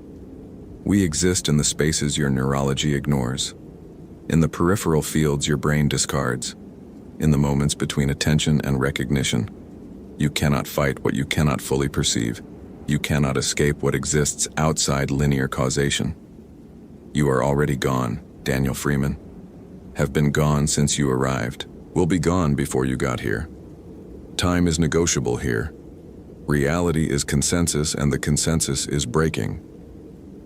Daniel's Marine training provided no protocols for this.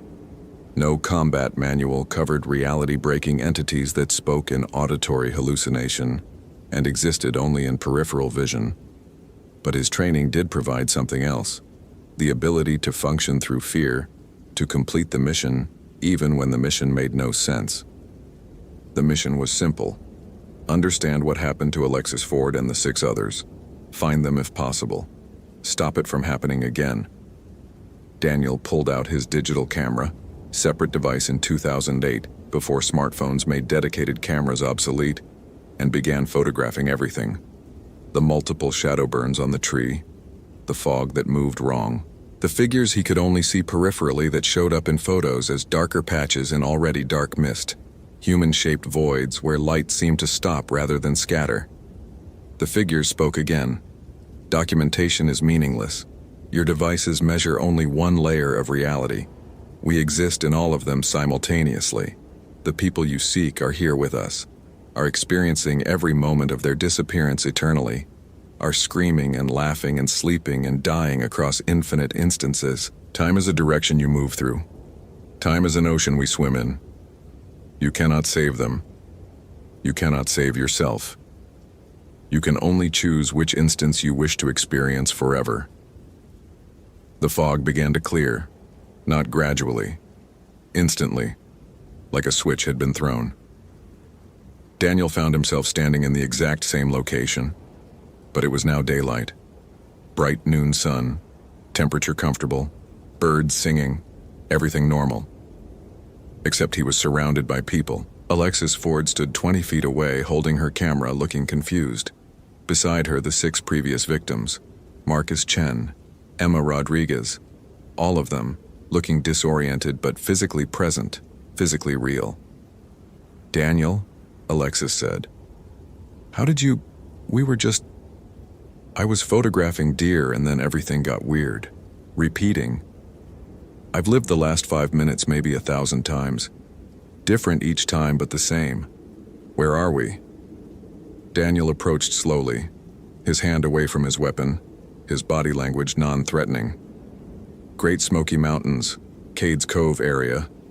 What's the last thing you remember before the loop started?" "Walking toward the tree line, sunset. Something moved wrong in my peripheral vision and then..."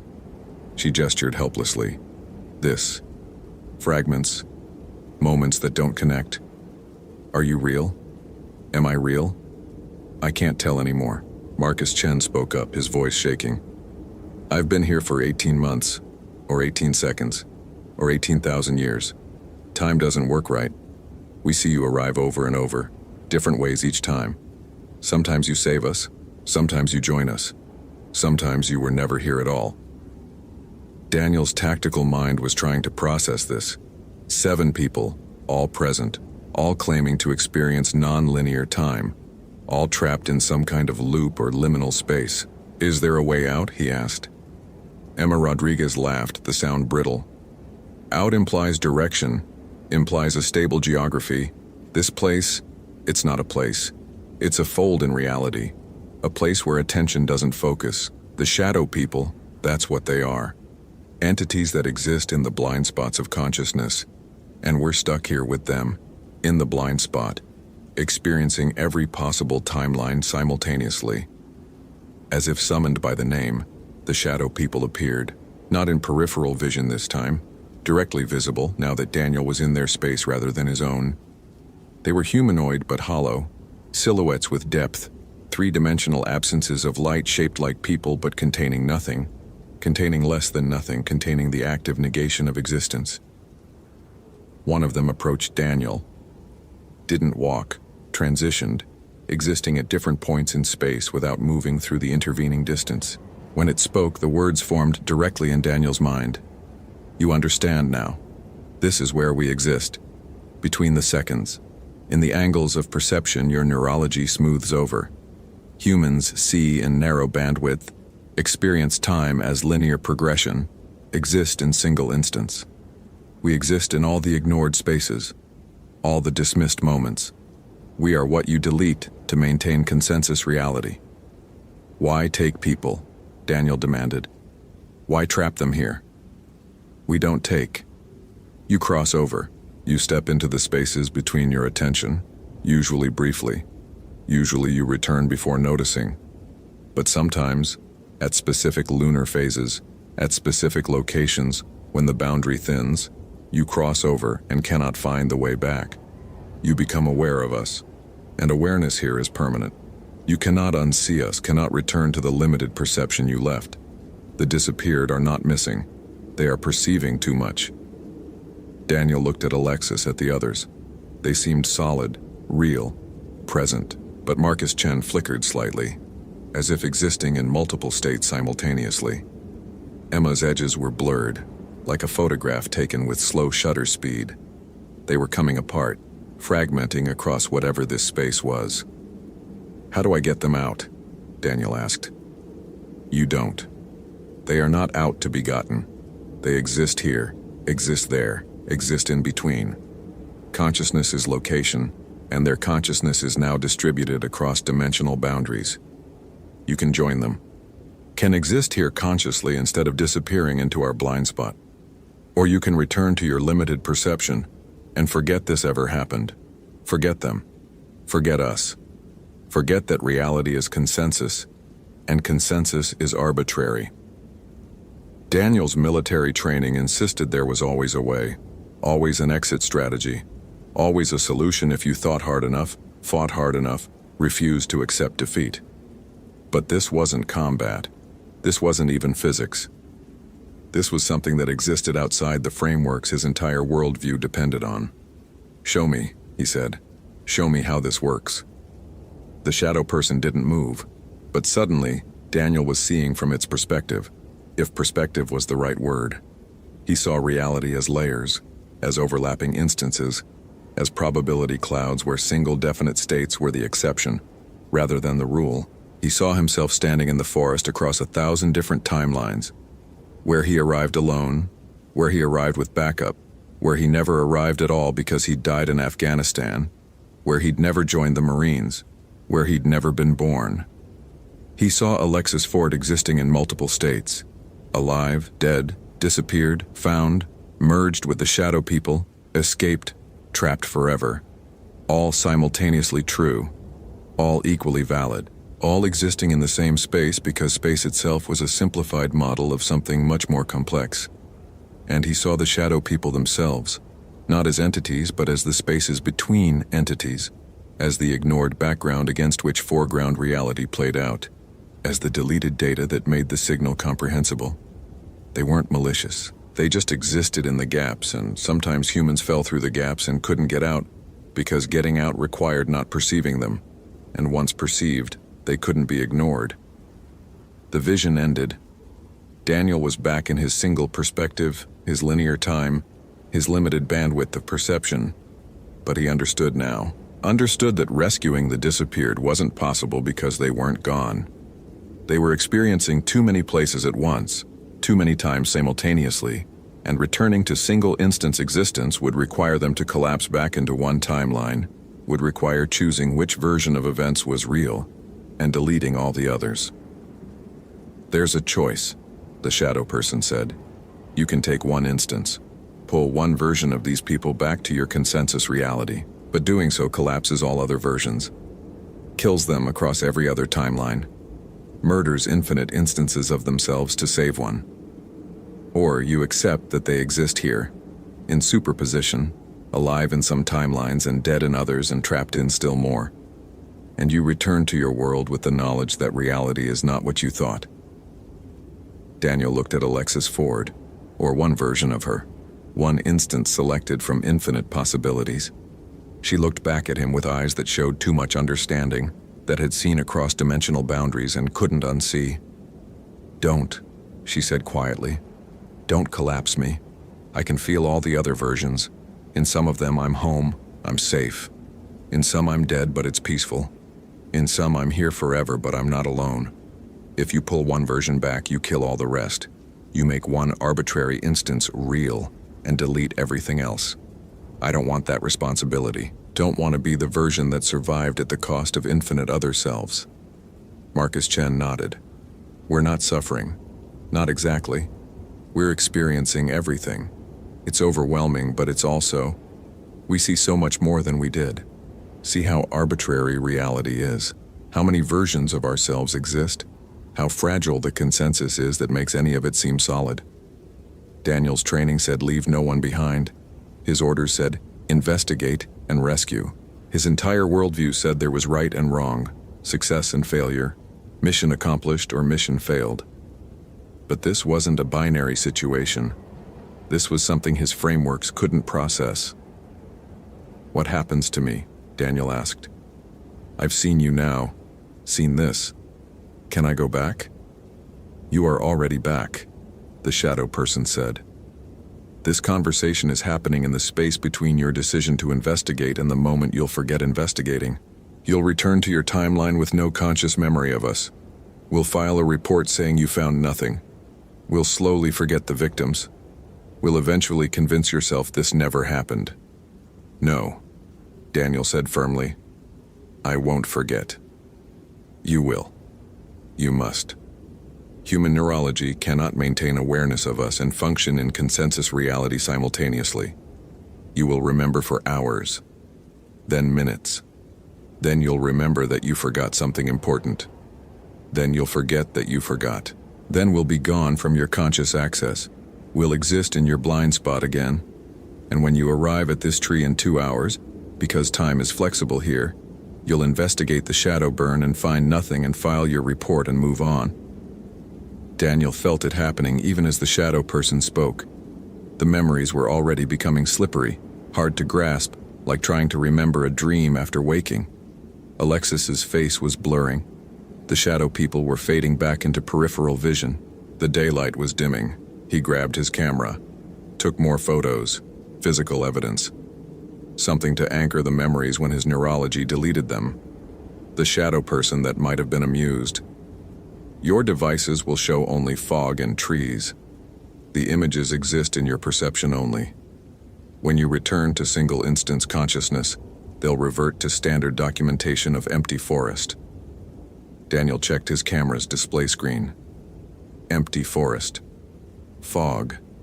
No people. No shadow entities.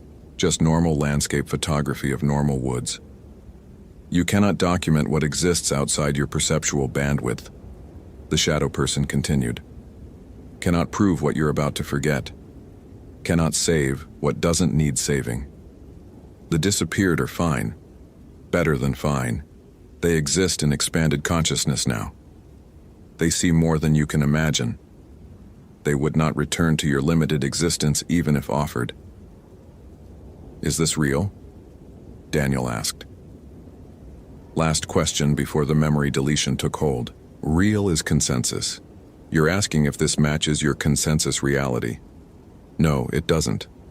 But your consensus reality is a shared hallucination, an agreed-upon deletion of infinite complexity to maintain functional sanity. This is what exists when consensus breaks. Is it more real? Less real? The question assumes reality is binary. It isn't. The fog was returning. The daylight was fading. Daniel could feel himself transitioning back to his original timeline, could feel the memories compressing, could feel his neurology doing what it was designed to do: delete the overwhelming data, maintain the simple story, preserve the functional narrative. He tried to hold on to the important part. Alexis Ford is okay. All of them are okay. They're experiencing something we can't understand, but they're not suffering. Mission accomplished in a way that doesn't map to mission parameters, but is still somehow success. The memory slipped further. What had he been trying to remember? Something about the victims being okay? But that didn't make sense. They were gone. Disappeared. That's why he was investigating. He was standing at the oak tree with the shadow burn. His watch showed 11:47 p.m., October 31st, 2008. His phone showed 11:47 p.m. Sheriff Holloway stood beside him, her face pale as she studied the silhouette burned into the bark. This is where Alexis Ford was last seen, Daniel said. Had said? Was about to say? His mouth was forming words he couldn't quite remember deciding to speak. 48 hours ago. Witness said she walked toward the tree line and a shadow moved wrong, not with the light, against it, and then she was gone. Had this conversation already happened? Daniel felt a bizarre sense of déjà vu, like he'd lived this moment before. But that was impossible. He'd just arrived, hadn't he? Sheriff Holloway was talking about Cherokee legends, about Nunahai, about spirit people. Daniel tried to focus, but his attention kept sliding away, like trying to remember something on the tip of his tongue. They set up equipment. Trail cameras, motion sensors, lights. The sheriff parked her cruiser, kept the engine running, maintained the lights. Daniel took up position and waited. The fog rolled in. The generator cut out at 1:47 a.m. He turned to check on the sheriff and she was there, engine running, lights on, everything normal.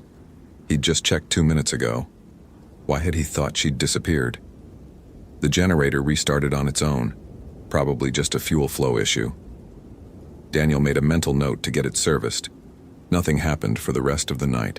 No shadow people, no disappearing, no reality fragmentation, just a normal stakeout that produced no results. At dawn, Daniel packed up his equipment. Sheriff Holloway looked exhausted but relieved that nothing had occurred. Maybe the pattern is broken, she suggested. Maybe whatever was happening has stopped. Daniel nodded, but something felt wrong. Felt like he was forgetting something crucial. Had he dozed off at some point? Had he dreamed something important? The feeling faded as he drove back to the ranger station. By the time he filed his report, conducted overnight surveillance at Cades Cove Shadowburn site, no unusual activity observed, no evidence of foul play in Ford disappearance. He'd forgotten there was anything to forget. Daniel Freeman continued working as a ranger at Great Smoky Mountains, continued investigating disappearances. Never connected them to a pattern because the pattern existed in his blind spot now, existed in the spaces his neurology had learned to ignore. He didn't remember the shadow people, didn't remember Alexis Ford explaining that she existed in multiple states, didn't remember the conversation about consensus reality and perceptual bandwidth. But sometimes, in his peripheral vision, he'd see something move wrong. Something human-shaped, but not human. Something that existed in the corners of attention and vanished when looked at directly. And in those moments, Daniel Freeman would feel a bizarre sense that reality was thinner than it seemed, that the solid world was consensus, that just beyond perception, infinite other versions of everything existed simultaneously. Then the feeling would pass. He'd dismiss it as fatigue, as stress, as the lingering effects of combat-related PTSD. He'd return to his work, to his investigations, to his carefully maintained worldview where things were solid and time was linear, and reality was singular. And the shadow people watched from their space between spaces, from the blind spots of consciousness, from the deleted data that made the signal comprehensible. They didn't take people. People crossed over on their own, stepped through cracks in consensus reality, saw too much and couldn't unsee it. Some returned. Most forgot. A few like Alexis Ford and Marcus Chen and the others stayed in the spaces between, experiencing all possible timelines simultaneously, alive and dead and trapped and free in equal measure across infinite instances. The shadow burns on trees marked the locations, marked where the boundary thinned, marked where attention failed and perception expanded, and humans briefly touched something their neurology wasn't designed to process. Daniel never figured out what caused them, never solved the disappearances, never understood that he'd had the answers and his brain had deleted them to maintain functional sanity. He continued working, continued living, continued existing in his single instance, his linear time, his limited bandwidth.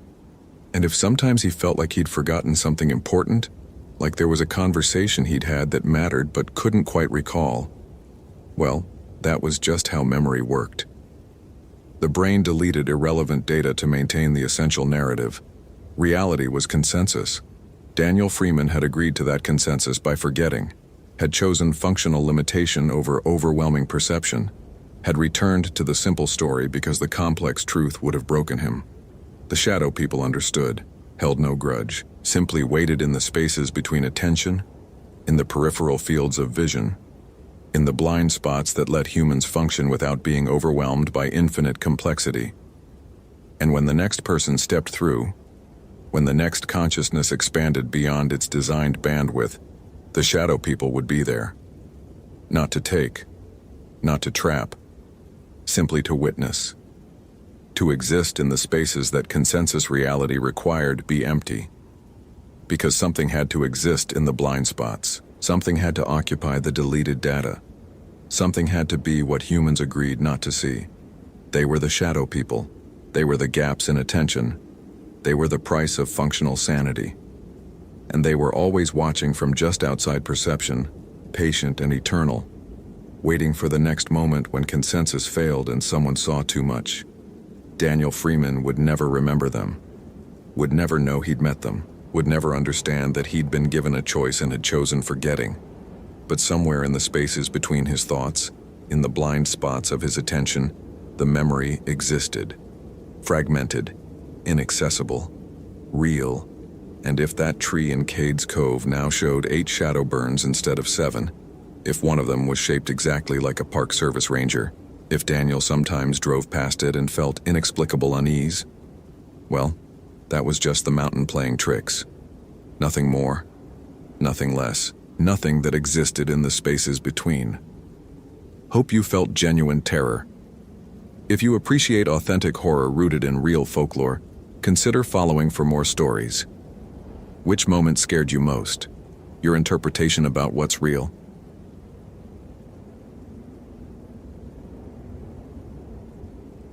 Michelle Carter's iPhone 7 showed the voicemail notification at 0342 hours. Heather Bryant, timestamp 3 hours ago, duration 3:47. Michelle pressed play and heard her mentor screaming about trees that walked on root legs, trails that rewrote themselves behind her. A thing made of moss and eyes that spoke her name in a voice like wind through dead branches. The recording quality was perfect, no static, every word clear including Heather's final sentence. Michelle, don't come looking. The forest doesn't want found, it wants... Then the sound of something wet, something breaking, and a voice that wasn't Heather using Heather's throat to whisper in a language Michelle didn't recognize but understood, meant, mine now, always mine. The trees remember everyone who cuts them. Michelle played the voicemail 7 times in her ranger station bunk, hands shaking, trying to apply 6 months of training to a situation that had no protocol. Heather Bryant was senior ranger, 15 years with the National Park Service, her field mentor since Michelle had graduated the academy in March. They'd been partnered on every deployment, Heather patiently teaching the 1,000 small skills that textbooks couldn't convey. How to read weather in leaf patterns, which animals signaled wrong by their absence. When to trust instinct over GPS. The voicemail shouldn't exist. Heather had been on routine trail maintenance in Cataloochee Valley, 12 miles into backcountry where cell coverage was theoretically impossible. Her radio check-ins had been normal. Aero 900 hours cleared Fallen Oak from Palmer Creek Trail, 1,300 hours lunch at Caldwell Fork Junction, 1,600 hours heading to Big Creek Campsite for overnight before finishing circuit tomorrow. Standard solo deployment for experienced ranger in September when traffic was light. Then silence until the voicemail at 0027 hours. 3 hours ago. Michelle had been sleeping, phone on silent because rookie rangers pulled every shift senior staff didn't want. She'd seen the notification when her alarm woke her for the 0400 shift rotation. Dispatch needed to know. Protocol said, report immediately. Wait for senior rangers to organize proper search and rescue.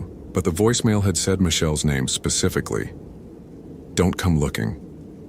Which meant Heather knew Michelle would, knew her rookie eagerness would override common sense. Michelle grabbed her pack anyway. Garmin GPS map 60 Forest, fully charged. Motorola VHF radio. iPhone 7 at 96% battery. GoPro Hero 5 black chest mounted for documentation. First aid kit, emergency shelter, 3 days food. Her bench-made Griptilian knife that Heather had given her after first successful solo patrol. Inscription reading, "Trust yourself, HB." She left a note for dispatch. Following up on Bryant's missed check-in, Cataloochee Valley Circuit, back by 1,800 hours.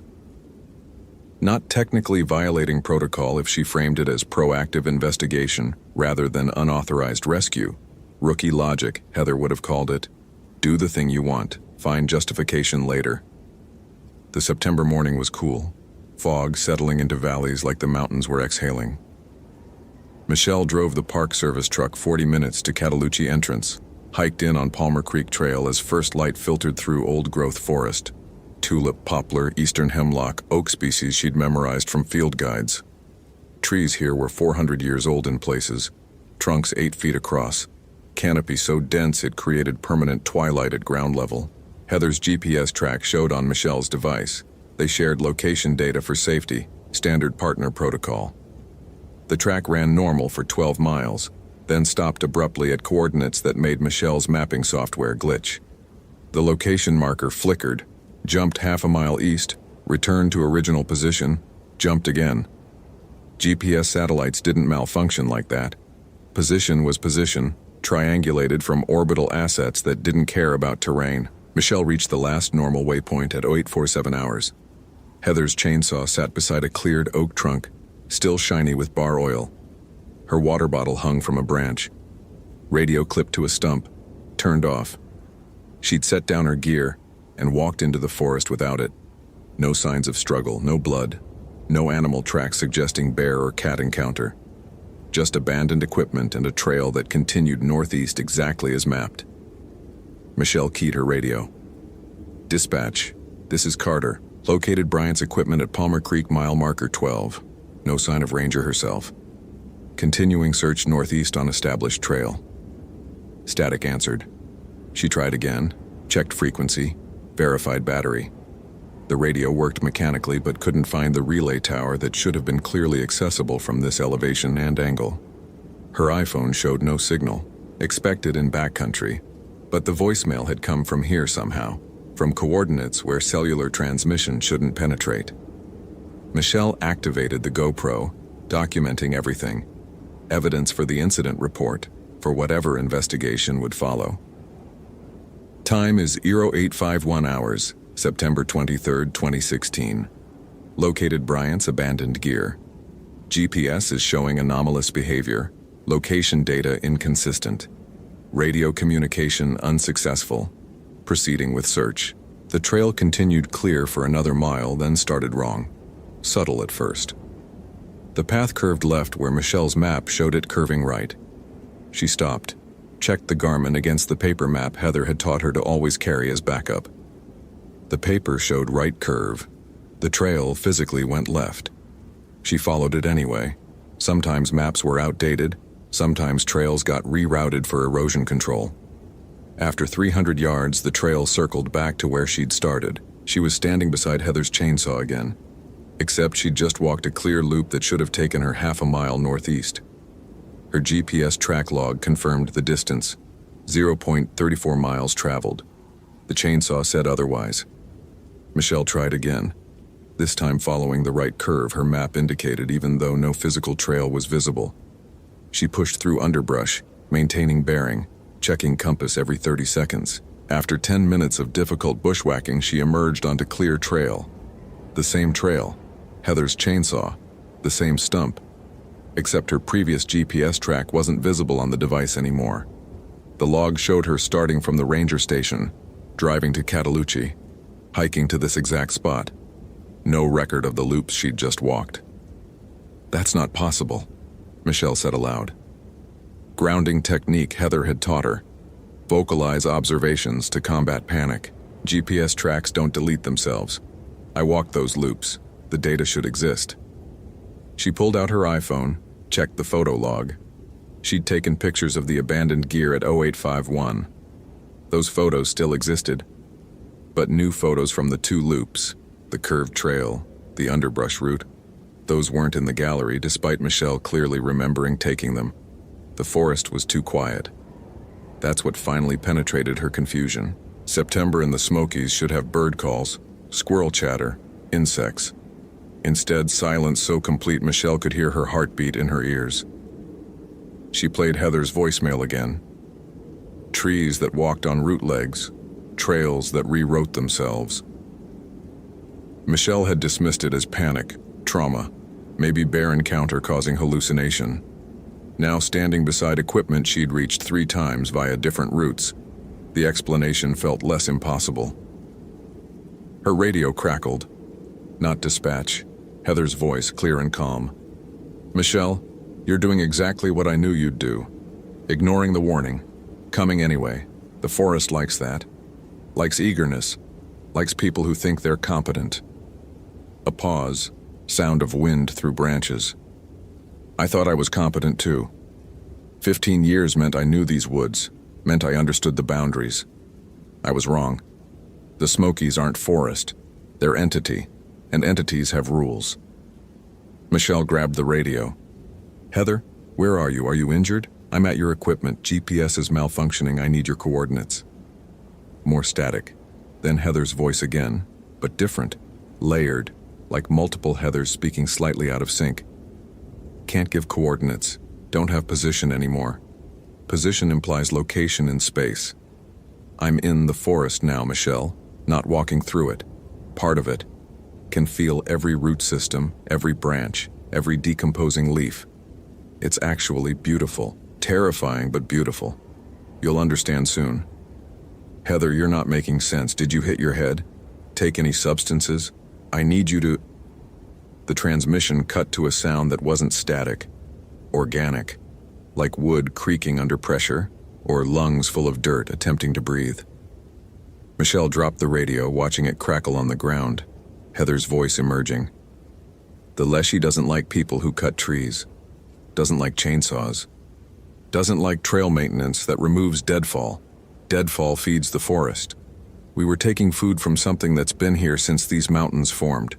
It tolerated us for decades because we were small, insignificant. But Heather Bryant cut down a 300-year-old oak yesterday. Chainsawed it for trail clearance. The Leshy felt that. Felt the tree scream. So it came for payment." Michelle's mind raced through training. Wilderness first aid didn't cover supernatural forest entities. Park Service orientation mentioned historical context.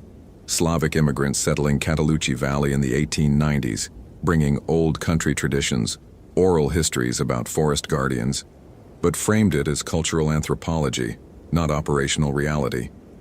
The Leshy was Slavic mythology, guardian spirit of forests, protector of old growth, punisher of those who harmed trees.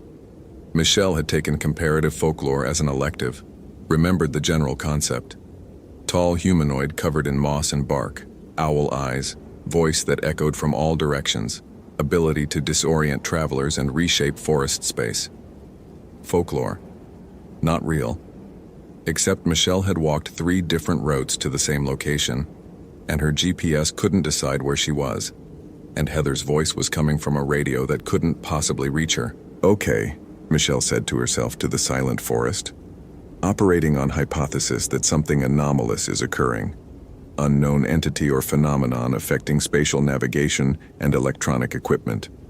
Hypothesis allows for range of explanations from equipment malfunction to other options. Professional framing. Make it investigation instead of panic. Heather had taught her that too. Michelle marked the chainsaw location with bright orange flagging tape tied to a branch at eye level. Reference point. She photographed it from 4 angles with her iPhone. Then she picked a direction, due north by compass, and walked exactly 100 paces, counting aloud, maintaining bearing. At pace 100, she marked another tree with flagging tape, photographed it, turned around and walked south, counting paces back. She reached the chainsaw at pace 73. Impossible. Distance was objective. 100 paces out meant 100 paces back, unless the forest had compressed distance in one direction, expanded it in the other. Michelle checked her photos. The orange flagging tape she'd just tied was visible in pictures from 3 hours ago, when she'd first found Heather's gear. Present in images time-stamped before she'd placed it. Causality was negotiable here. She'd learned that from Melissa Rodriguez. Michelle had read the incident report from Olympic National Park, the ranger who'd documented temporal anomalies and been quietly reassigned to administrative desk work. Everyone said Rodriguez had experienced psychological break following traumatic discovery of colleague's body. But the report's details had been too specific, too consistent with impossible phenomena. Now Michelle understood why Rodriguez had stopped trying to convince anyone. Her radio crackled again. Different voice this time, old male, accent that sounded Eastern European. Little ranger, little tree cutter, you come looking for your friend? The voice echoed from multiple directions simultaneously, originating from the trees themselves. She's here. Part of growth now. Roots need blood. Soil needs bone. The forest accepts all offerings. Michelle spun, trying to locate the source. Saw nothing but trees, fog, the oppressive green twilight of old growth canopy. I'm not here to cut trees, she said, keeping voice steady. I'm here to find Heather Bryant and ensure her safety. I mean no harm to the forest. Laughter like wind through hollow trunks. Mean no harm? You wear boots that crush seedlings, carry knife of metal harvested from earth, breathe air the trees make. You are harm. All humans are. But the forest is generous, offers bargain. One ranger given, one ranger leaves. Heather Bryant stays. Michelle Carter goes. Fair trade. No trade. I'm taking Heather home. Confident, like she was. Confident rangers make best fertilizer. Their certainty feeds roots deeper. Something moved in Michelle's peripheral vision. She turned, saw nothing, turned back, and the forest had changed. The chainsaw was gone. Heather's water bottle, the radio. All equipment vanished, replaced by undisturbed moss and ferns like no human had ever been here. Her GPS now showed her position 3 miles southwest of the actual location. Her track log still showed her at the ranger station, hadn't moved all morning.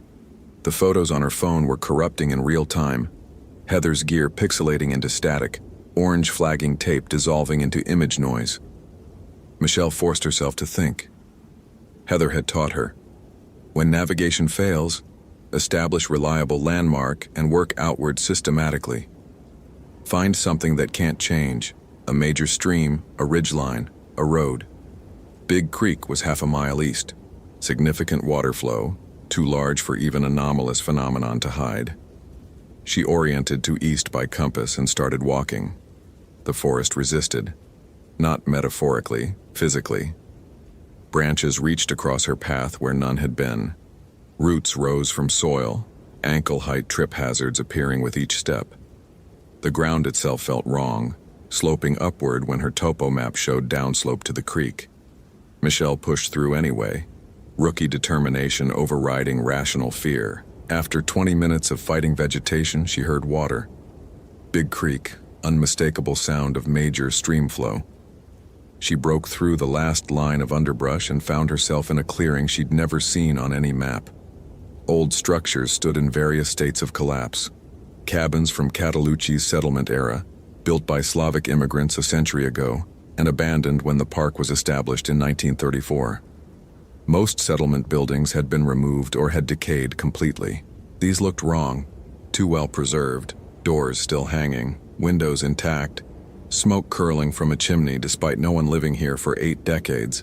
And everywhere, trees, growing through floors, pushing through walls, roots tearing apart foundations.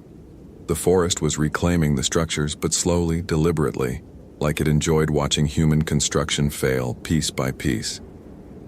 Heather Bryant sat on a porch, back against a cabin wall. Michelle ran to her. "Heather, are you hurt? Can you walk? We need to get you to medical. You've been missing for..." She stopped 3 feet away. Heather was growing, not metaphor, literal growth. Her skin had texture like bark, roughening in patches across her arms and face. Her fingers were elongating, darkening, tips splitting into root-like tendrils that dug into the porch wood. Moss grew in her hair, green and vibrant. Her eyes had shifted color, brown irises now showing golden yellow, pupils contracting to vertical slits like an owl's. She smiled. Teeth were still human, but the jaw that held them was wrong. Mandible extending too far, temporomandibular joint relocated to allow mouth opening wider than anatomy should permit. "Hey, rookie," Heather said. Her voice was still recognizable under the layered echo. "Took you 4 hours. I was betting 3. Guess even desperation has limits. What happened to you? What is this?" "Told you on the voicemail, the forest, the leshy. Payment for cutting that oak." Heather lifted her right hand, watching roots curl from her fingertips. "I thought it was folklore. Slavic immigrants, superstition, cultural remnant with no basis in observable reality. Then I put chainsaw to that tree and felt it scream. Not sound, feeling. Like cutting into something alive and aware and ancient. The leshy came before I could finish the cut. Asked why I was murdering, I said trail maintenance, safety protocol, standard procedure. Wrong answer. We need to reverse this, get you medical attention. There has to be no reversal, Michelle. That's the point. The forest doesn't take temporarily, takes permanently. I'm being absorbed. Another 72 hours and I'll be tree, indistinguishable from the oaks around me. My consciousness will spread through root networks, become part of the mycorrhizal web. It's not death. It's transformation, integration. Michelle's hands found her radio, fingers moving through emergency protocols automatically. This was medical emergency, biohazard, unknown pathogen causing radical physiological transformation. Needed medevac, needed containment, needed. Heather's hand shot out, grabbed Michelle's wrist with grip like iron. The bark skin was rough, warm, alive. Don't. Call for help and the leshy takes them too. Every person who enters becomes payment. Forest is hungry, Michelle. Has been hungry since pioneers started clear-cutting in the 1800s. Since the Park Service started managing wilderness. Every trail we maintain is wound. Every campfire is burning. The leshy tolerates small violations. But accumulation matters, we cross threshold. Then what do I do? Leave you here? Let you turn into a tree? The leshy offered bargain. One leaves, one stays. I'm already staying. You can go. Walk east to Big Creek. Follow it downstream. You'll reach the ranger station in 6 hours. Probably. Space is unstable here, but the creek is real. Has to obey physics because it predates the leshy's anger. I'm not leaving you. Heather's owl eyes blinked sideways. nictitating membrane Michelle had never seen before sliding across yellow irises. Rookie mistake number 8. Emotional attachment overriding operational necessity. We talked about this, about knowing when to cut losses, when to prioritize your own survival. Fuck operational necessity. You're my partner. Was your partner. Now I'm Forrest, and the Forest is offering you way out. Take it. Something moved between the cabins. Not human. Tall figure, maybe 8 feet, covered entirely in moss and lichen that grew in living patterns across its form. Where it stepped, mushrooms sprouted. Its face was wrong. Too long, too narrow, dominated by eyes that were golden and round and never blinked. The Leshy. It spoke in that layered voice. Touching. Loyalty. The Forest appreciates loyalty. Roots are loyal. Always reaching toward water, toward nutrition. Never abandoning the tree. It tilted its head at an angle no human neck achieved. Michelle Carter. 24 years. First season. 43 days employment. You have cut no trees. Cleared no trails. You are clean. The bargain allows you departure. What if I refuse? Then 2 rangers feed roots. Forest grows stronger. More old growth protects itself. Balance shifts toward wildness, away from human control. The Smokies return to what they were before roads, before trails, before the arrogance of calling wilderness park. Michelle's mind raced through training that had no answers for this. Her GoPro was still recording, capturing everything, evidence that would never be believed. Her GPS showed her location as somewhere in Nevada. Her phone was corrupting its own photo gallery, deleting images as she watched. There has to be another option, she said. Some kind of compromise. Restitution without permanent transformation. Community service for the Forest, something. The Leshy laughed. Trees swayed without wind. Restitution? You offer to serve? Clean little ranger wants to pay debt? It moved closer, each step causing earth to shift, moss spreading in its wake. There is work, always work. The Forest needs tenders, needs those who understand balance, who will guard old growth from humans who see only lumber, only fuel, only obstacles to clearing. What kind of work? Heather Bryant cut tree. That violation bought her transformation. But you, Michelle Carter, you are clean. If you swear service, 20 years tending this valley, ensuring no chainsaws, no trail expansion, no human harm, the Forest releases Heather. Partial release. She remains changed but conscious, mobile, able to leave. You remain ranger, but your loyalty shifts. You serve the Smokies, not the Park Service. Michelle looked at Heather, bark spreading across her mentor's chest, roots curling deeper into porchwood. 20 years was career-length commitment. Would mean lying to supervisors, sabotaging trail maintenance, preventing the very work rangers were employed to perform. And if I refuse? If I try to leave with Heather anyway? Then neither leaves. Both become Forest, and the next ranger sent to find you meets same choice. The Forest is patient, will consume Park Service one ranger at a time until humans learn boundaries. Heather's voice, barely recognizable now. Take the deal, rookie. Get yourself out. I made my choice when I fired up that chainsaw. You didn't. You don't owe me this. Yes, I do. You taught me everything I know. Kept me from a dozen stupid mistakes. I'm not leaving you to become a tree. Exactly the kind of rookie decision I'd expect. Emotional, impulsive, tactically unsound. But Heather smiled. Human smile despite the transforming face. Okay, 20 years. Make them count. Don't let me down. Michelle turned to the Leshy. I swear, 20 years service to the Forest. I'll protect this valley, prevent harm to old growth, maintain the boundaries. In exchange, Heather Bryant is released, transformation halted, free to leave. The Leshy extended one moss-covered hand. Where its palm should be, a circular pattern like tree rings, like a contract written in living wood. Touch. Bind yourself.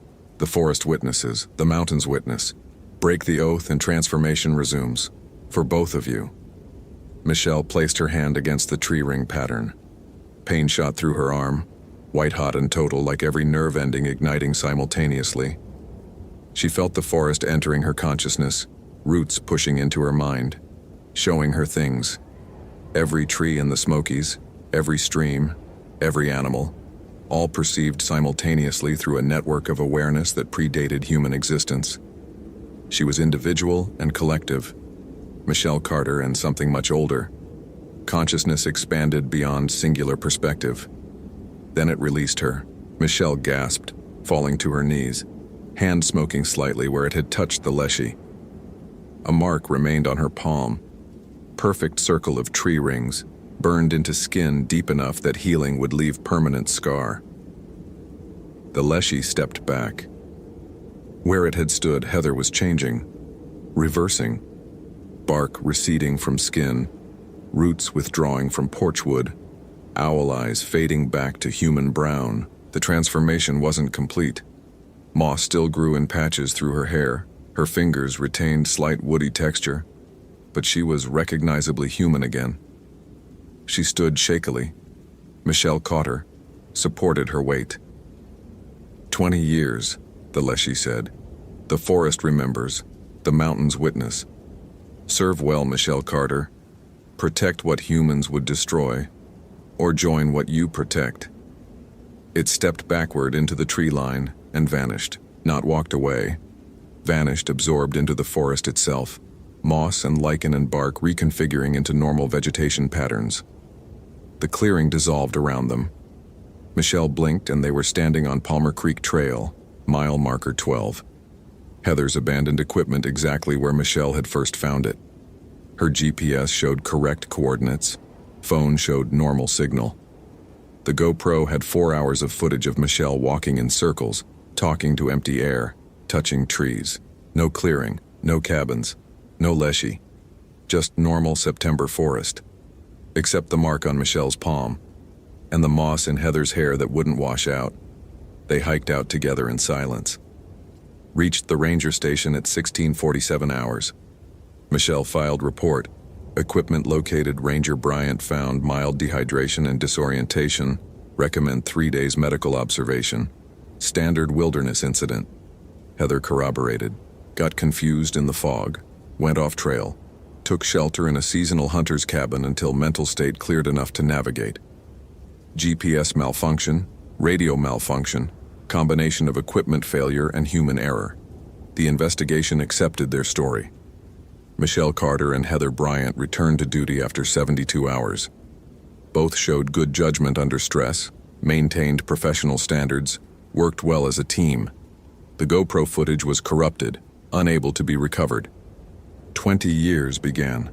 Michelle learned what it meant to serve the forest. Trail maintenance requests got delayed for equipment issues or scheduling conflicts. Old growth sections were marked for preservation, preventing expansion even when Park Service pushed for accessibility. When hikers reported feeling watched in certain valleys, Michelle filed reports noting local wildlife and quietly encouraged visitors to stay on main trails. She felt the forest now. Not constantly, the leshy's presence wasn't oppressive, but she knew when someone was cutting live trees, knew when trail crews were planning expansion into protected areas, knew when the boundaries were being tested. And sometimes in dreams, she walked through that clearing with the impossible cabins, stood before the leshy, and received instructions whispered in a voice like wind through ancient branches. Heather retired after 2 years. The partial transformation had left her unable to fully reintegrate with normal life. She bought property bordering the park, planted native species, tended a forest garden. The moss in her hair remained. Her fingers kept their woody texture. Some nights, she felt roots trying to grow from her feet, seeking soil. They didn't talk about it. Couldn't, without risking investigation, psychological evaluation, forced retirement. Michelle visited when she could, brought updates about the valley, about which sections were staying wild, about tourists who'd gotten too deep into protected groves, and emerged speaking about tall figures in moss who'd shown them the way out. The mark on Michelle's palm darkened with time, tree rings becoming more defined, as if her skin was aging into wood grain. She kept it covered, wore gloves even in summer. No one asked why. 18 years later, a new ranger fresh from the academy got assigned to Michelle's district. Eager kid, early 20s, wanted to prove himself through aggressive trail maintenance. He had plans for Catalucci Valley, talked about clearing old-growth deadfall, establishing new campsites in the backcountry.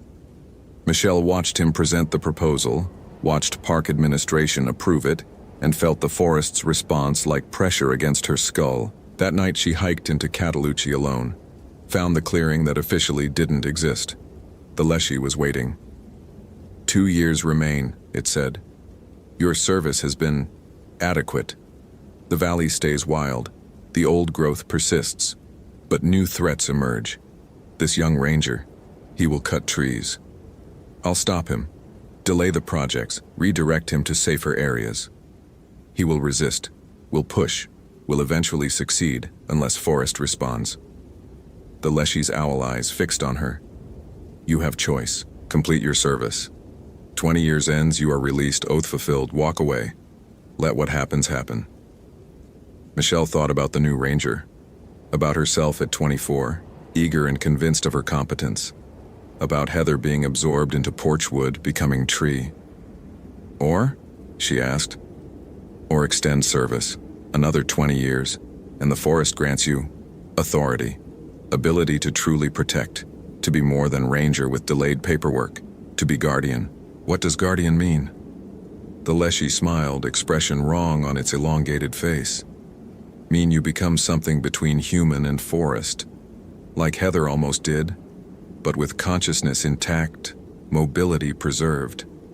Mean you can enforce boundaries the forest cannot currently reach.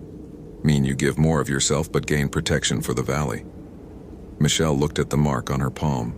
18 years binding herself to service that destroyed her career prospects, isolated her from normal human connection, made her complicit in obstructing park management.